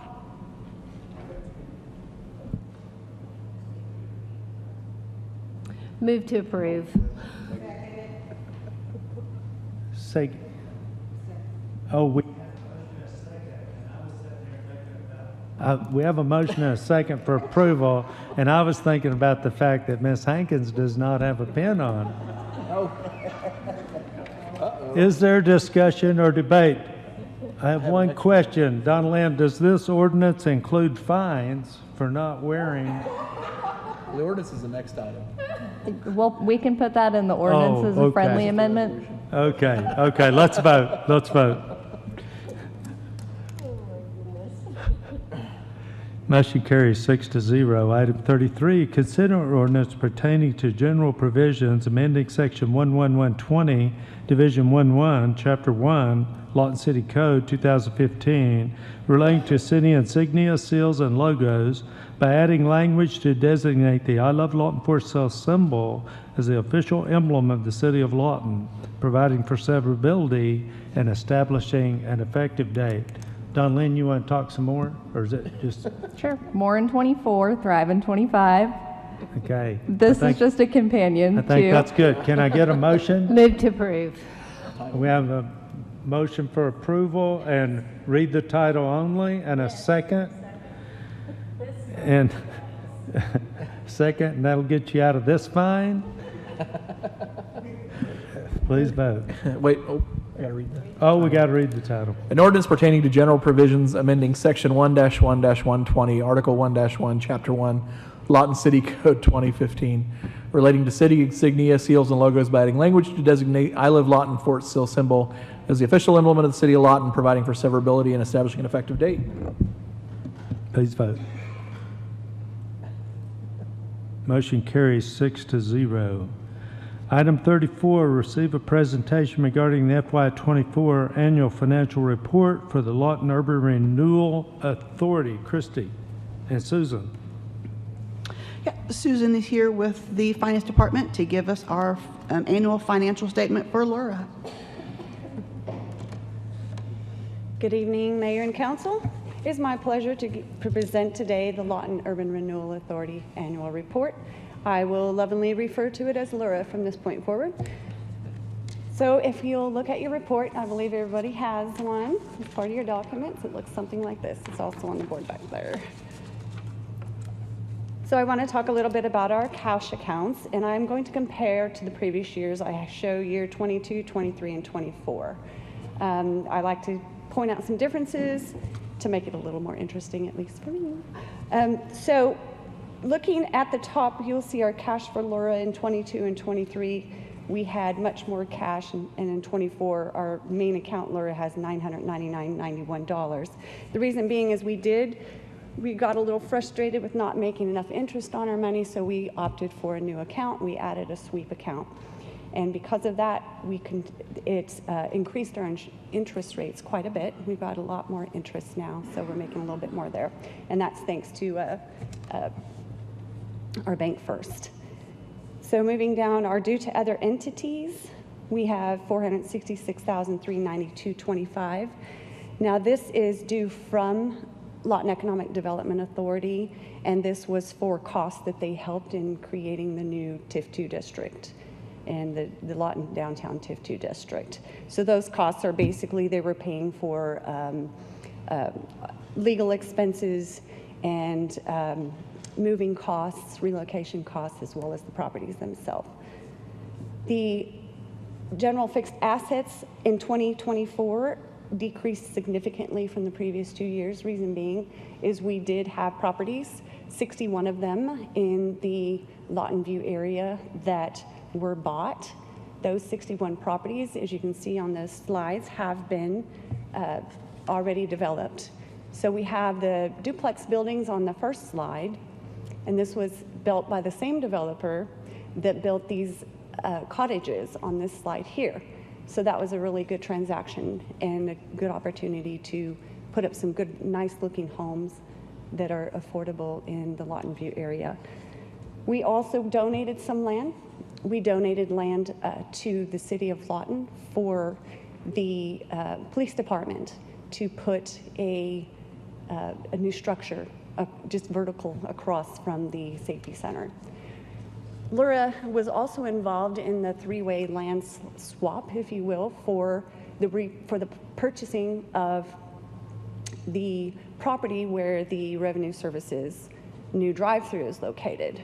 So that is the reason why our land actually went down significantly, and we actually had an increase in 23 of about $61,000 for properties. So moving on down, we'll talk a little bit about our expenditures. We had for the year of 24, $69,246.44. It's a little bit less than the year of 23. This is basically for our annual audit.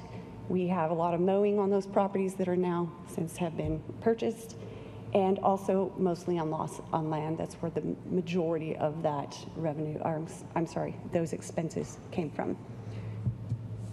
Moving on down to our earned interest, I talked about that we wanted more, and we certainly did receive more. You can look at 22, we made $1.62 that year in interest, and in 2023, $3.70.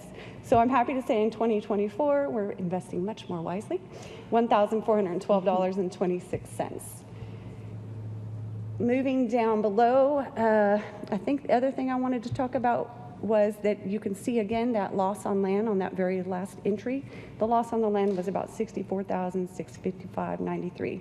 Of course, that's because we do donate properties also to other entities. We've donated to the Lawton Housing Authority, which also was land in Lawton View, and they did put a structure there. And there are some other places that we donated to, so we're very happy to be a part of that. Are there any questions about these financials or any comments about Laura that maybe I can answer? See any questions? So good report. Thank you very much. Thank you. Bringing up item 35, provide City Council with an update on the FY 2023 and FY 2024 audit process. Rebecca.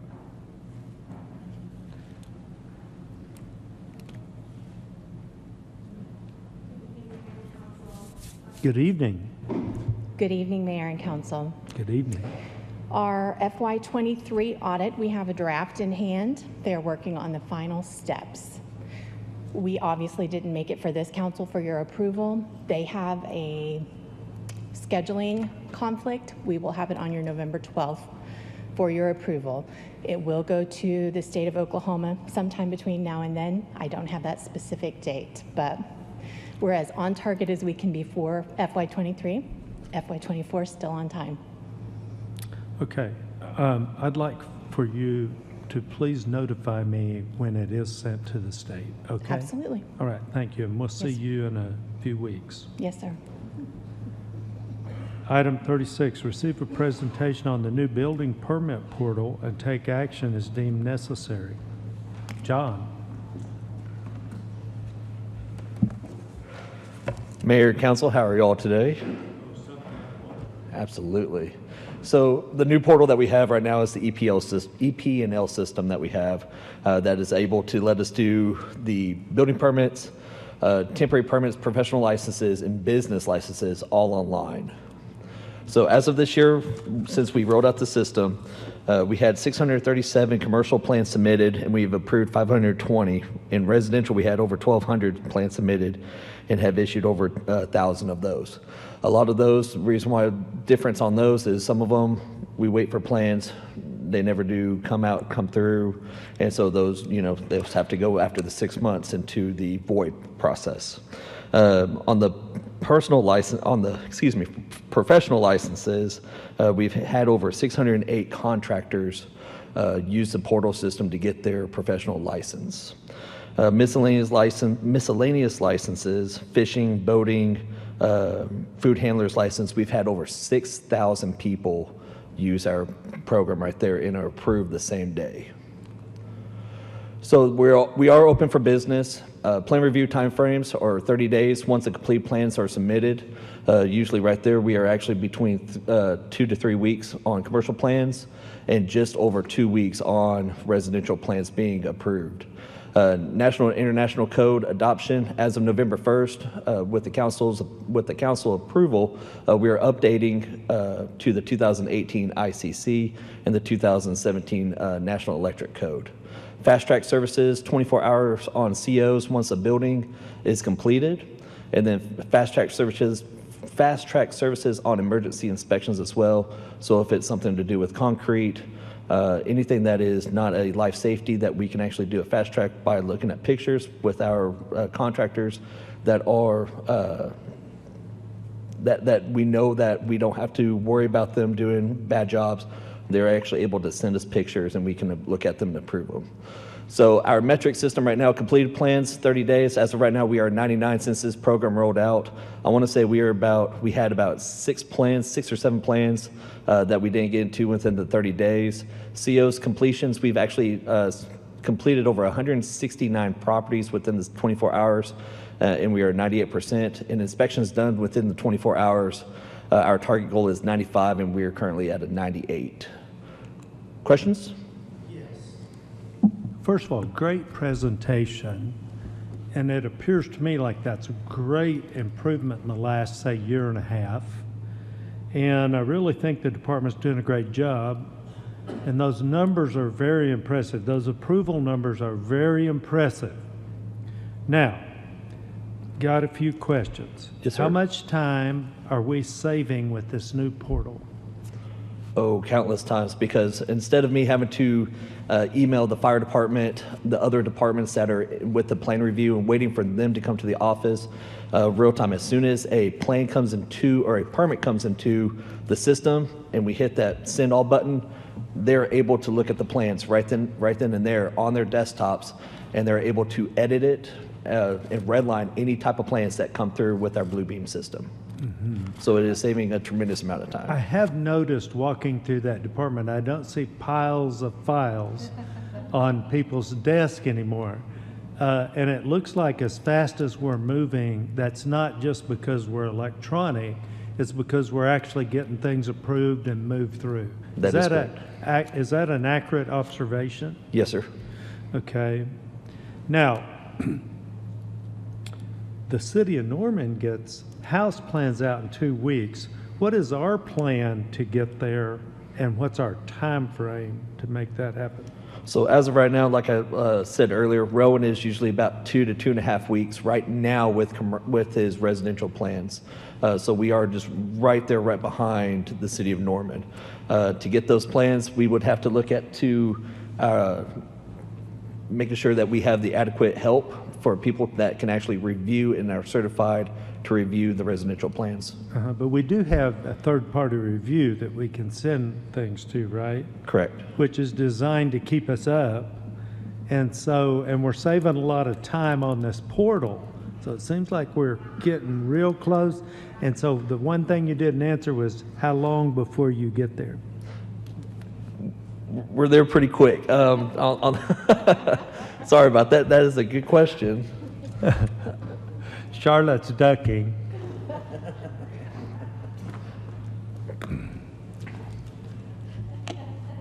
That is the one question I was not prepared for, so thank you, sir. I was trying not to get up. I was trying to let him answer. So I don't want to give you a time frame and then us not hit it. So let me do some research and we'll come back with a number. I'll get with the city manager and we'll come back with you for a number. I have been in talks with him to actually look at hiring another plans examiner for the new budget year. But I think we may be able to do some finagling with some of my front admin staff to help us out with where Rowan doesn't have to look at some of the nitty gritty, that if we can look at some of it on the front side, that'll stop it from getting to Rowan and to the residential plans examiner. And we can stop it like, hey, you still need to submit this, this, and this before we can even look at it. So I do have some plans. We just have to get there in order to enact it. So, but let me do a little bit more looking at it and we'll get some more information to you, okay? That sounds good. And let me throw sign permits. How long is it taking you to get sign permits out? Usually, I would say less than a week, really. Okay, less than a week. Good. Why don't we make a category on that measuring, because that sounds real good too. All right? Okay, yeah, Thank we you can very definitely much. do that. Great report. You guys are doing a great job. I'm proud of you. Mayor, I've got a question. Oh, yes. Have you, with all of this, have you noticed a change in your relationship with the public? I mean, is it starting to show? Obviously, things are getting done very much more efficiently for them, right? Absolutely. And one of the things that, that we pride ourselves on is this is a new system and we are actually upfront with the citizens. If they don't know, I think this made us more personable because we will walk them step by step on how to submit a permit the correct way. And so if you're a homeowner or a, contractor for 40 plus years, we're up there and we will actually talk to them and walk them step by step. And make sure that they have their trust in us. Yeah, it's always good to have time to be helpful, isn't it? Yes, sir. Thank you. Something else that we're going to do, and I visited with our IT department, and I know Councilman Gill has asked about, we're going to do some how-to videos on how to access the portal, and we're going to do some training classes because we know that there's been some questions, especially with some of the older contractors that aren't used to that computer access. Okay, well, thank you for that. I did hear some complaints early on, but I haven't heard anything but praises lately. So apparently people are figuring it out, okay? But yes, we're always welcome. Anyone who wants to come down, they can come down to the office, they go down to the library, anywhere that has internet access, and they can call. Our admins have created their own dummy accounts, and they can literally walk them through every step of the way. Okay, any other questions or comments? Okay, great report. Thank you, guys. Appreciate all you're doing. Item 38, receive a report from staff regarding the solid waste collection and disposal program and take action as deemed necessary. And Michael, I'm trying to remember, before you got here, we had a name for this program. Bulky waste program is what I've been told, Mayor. Yeah. So it yes, was something else. It wasn't on target and on time. But it was one of those real catchy names. But anyway, you go ahead, I'll think of it. I apologize for not having that name for you, Mayor. So just here to present a staff report tonight on our solid waste program.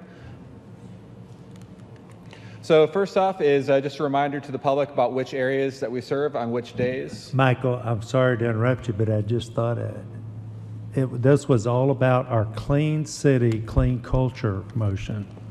So there you go. Writing it down. Well, never mind then. Okay. Thank you, Jason. All right, so just a reminder to the public about our waste collection zones. So we have 4 different areas that we do waste collection in, and it's shown on the map up there. Area 1 is done on Mondays, Area 2 is done on Tuesdays, Area 3 is done on Thursdays, and Area 4 is done on Fridays. See people looking at the screen, so I'm just waiting before I push it up. And these are our waste collection days.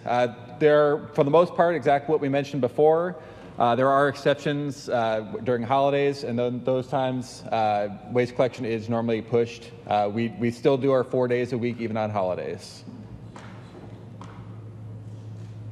Also up on the calendar is our days that we do our bulky waste, just for the public's, and just as a reminder, bulky waste pickup starts on Monday. It does not necessarily mean that we get to every residence on Monday. It's normally Monday, Tuesday, and Wednesday that we do our bulky waste pickups.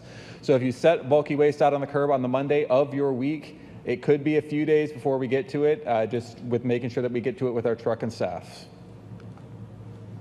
So our 2024 bulky waste goals were to improve customer education and enforcement. We've done that through local media. We've done some billboards, especially on 11th Street heading to the landfill to remind people to cover their loads. And we've also been working very closely with neighborhood services on trying to capture our bulky waste violations that are out there and making sure that those are picked up. We've also completed all of our areas within our scheduled time frame. So 100% of our bulky waste is picked up in the time frame, and you can see the statistics up there for exactly how many pounds of bulky waste that we've collected. And then also we respond to non-compliant setouts in each area weekly. We started that on September 1st. It's been in collaboration with our neighborhood services department as well. We are going out there, and normally it's about a week behind our bulky waste, just to try to make sure that we are staying on top of the citizens, staying on top of the community, and making sure that our community stays clean for all of our bulky waste type issues.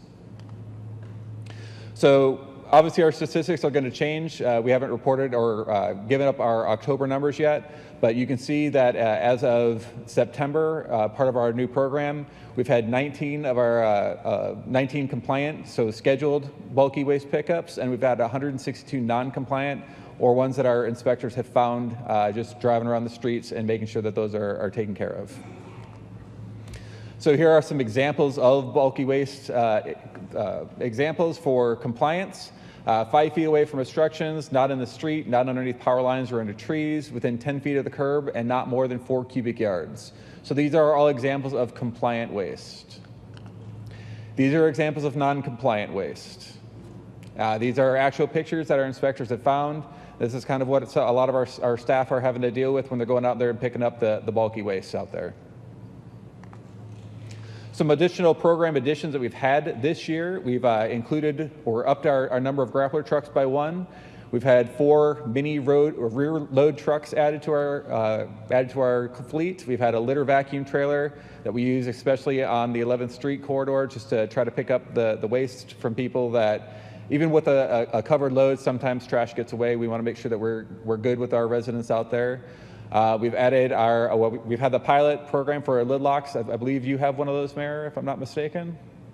We had a solid waste compliance officer we were added. We've had 2 neighborhood services code enforcement officers funded with the landfill gate fees, and we continue to work closely with the neighborhood services and the media partners for education and outreach. In addition to all of our solid waste and bulky waste, we've also have a lot of things going on out at the landfill. So when it comes to the tarping ordinance, we have 99.4% compliance with all loads that are delivered to the landfill. Litter abatement along 11th Street, we've talked about that numerous times. We have a bi-weekly schedule that we go out there and pick up those. Landfills cells 6 and 7 project, that project is still underway. We've had the geotextiles put down, clay is down. They've been doing a lot of work out there, and the estimated completion date of that is going to be for December. We have a landfill gas well expansion project that's going on out there that's going to be able to pump our landfill gas to our energy plant that's going to be also being built out there at the moment through a private partnership. And that is all that I have as updates. Any questions? So I have comment. Okay. Will you take comment? Yeah, this is your meeting, Mayor. Let me tell you something. I think you guys have improved this tremendously. And I think it's making a difference in the way our city looks. And while you say it may take a few days to get out there, I see most of the places get picked up Monday and Tuesday. I am wondering what areas, are there areas that are less compliant than other areas? Does that make sense? More or less compliant? You get it? Yes, Mayor. There are areas, I'll defer to Jason on specific areas that he might know. We are compiling that database of our September data, and we are trying to gather that data to be more, but just from experience, let me turn it over to Jason real quick. Good afternoon, Mayor, Council. Good afternoon. There's not necessarily areas. Wait, it's evening. It's not afternoon. Good evening, Mayor and Council. There's not necessarily areas that are having issues. There's months that have 5 weeks that are throwing residents off that we've continually had issues with. So we've had a lot of non-compliant issues in Area 4, particularly on the east side, just due to 5 weeks in a month. So we're still working with residents on that. Hopefully we continue to improve on that. Mm-hmm. So. Now, is that the only vacuum trailer we have? That is the only one we currently have. We have one in the budget to purchase this year. It'll be a fourth quarter purchase, so probably April, May timeframe. We have 2 more of the small trailer litter vacs. And why will it be a fourth quarter? Because I'm thinking the litter problem really comes to light in January, February, March. So why would we wait till fourth quarter? Just cash flow? We submitted our priority list to finance early on and to ensure that we had enough funds available to purchase our solid waste trucks. Mm-hmm. We wanted to make sure we had those first, and then the litter vacs were the least prioritized. Mm-hmm. Cash flow. Cash flow. Yeah. Thank you. Okay, I understand that. I would like to get, first of all, this has been a good, does anybody have any, Mr. Warren, I see you reaching for the button. I just have real quick, and maybe this happens, but where I see most of the non-compliance in my ward is, and you can tell usually by looking at them, new residents have just moved in. Do we have like a one sheet or something that they have at Revenue Services when they come in to turn the water on that we can give them that explains garbage? Yes, our Revenue Services Department does provide that with new accounts. Those are the ones I see in my ward that you can always tell that they're moving in and they're just not compliant. My other last question would be, have you tried that vac trailer on the Prairie Dogs yet? Go ahead. I will leave that up to Larry Parks and the Parks and Recreation Department, Councilor Warren. Other comments, Mr. Hampton? I'm not going to touch that one. As far as non-compliance in my ward, a lot of rental properties are there. When the renters move out, then they clean it up and put it out. And it seems like they do not know the schedule when they hire somebody to do that. When it's not with the non-compliance like that, and that's reported, is that reported to you, or what is the method of getting that reported and taken care of? So it's neighborhood services, that's not a neighborhood services thing, I think that's. So it's in combination with neighborhood services. They have 2 compliance officers, and we have a compliance officer in the solid waste division that we loan out in regards to those inspections. They're also in charge of the landfill, making sure that the tarps, the loads are covered as well. So. And they're ticketed for that, or when they're non-compliant? They have those fines added to their water bill account. Okay, all right, thank you. Did you have something, Mr. Twigger? No? Down here? No? Okay. I would like to get a presentation maybe in December about how we're going to tackle litter through the winter. Okay? Thank you. Thank you. Great report, guys, and I really think we've made such good improvement in this. I'm really happy. Thank you. Okay, I need a motion to go to executive session. A motion and a second, please call the roll. Hampton. Uyghur. Williams. Warren. Hankins. Chapman.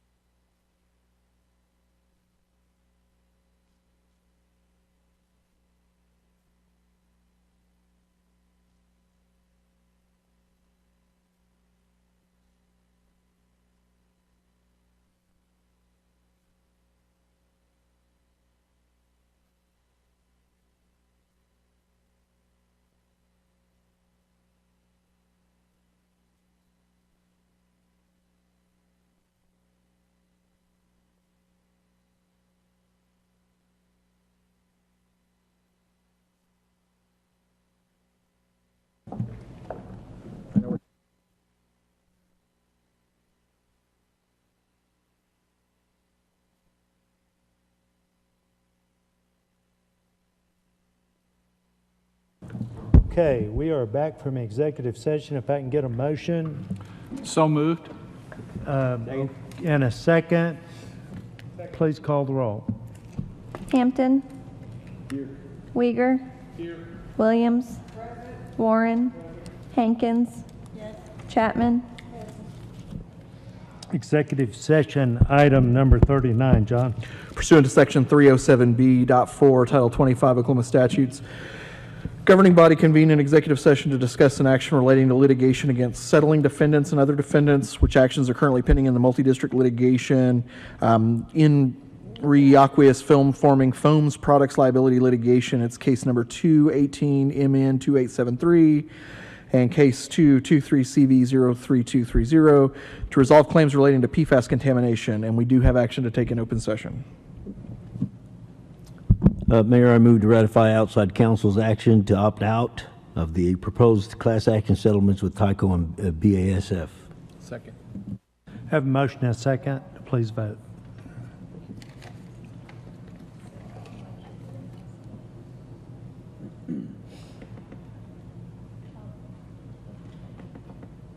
Motion carries 6-0. Item number 40, John. Pursuant to 307B.4, Title 25 Oklahoma statutes, the governing body convened an executive session to discuss pending action.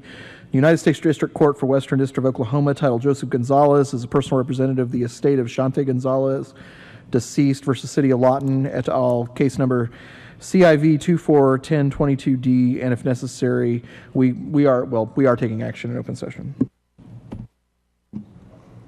Mayor, council, I make a motion that the current police chief and city jail administrator, having been named as defendants in this lawsuit along with the city and having been made a request for representation, I move that council, one, find said individuals were acting in good faith and in the course of their employment pursuant to 11 OS Section 23-102 and are therefore entitled to representation. And two, approve an agreement with outside counsel to represent the city, police chief, and jail administrator with said representation to be retroactive to October 10th, 2024, said rate to be $200 per hour for lead attorney, $175 per hour for associate attorneys, and $60 per hour for paralegals, and authorize the mayor to execute the agreement. Second. Have a motion and a second. Please call the roll. Please vote, I mean. Okay, that passes 6-0. Number 41, John. Pursuant to Section 307B.1, Title 25 Oklahoma statutes, the governing body convened an executive session to review the employment of John Ratliff as city manager, and I believe there is action to take in open session. Mayor and council, I would move to renew the city manager Ratliff's contract with a 5% salary increase and a $25,000 performance bonus. Second. And we do have a second. Please vote.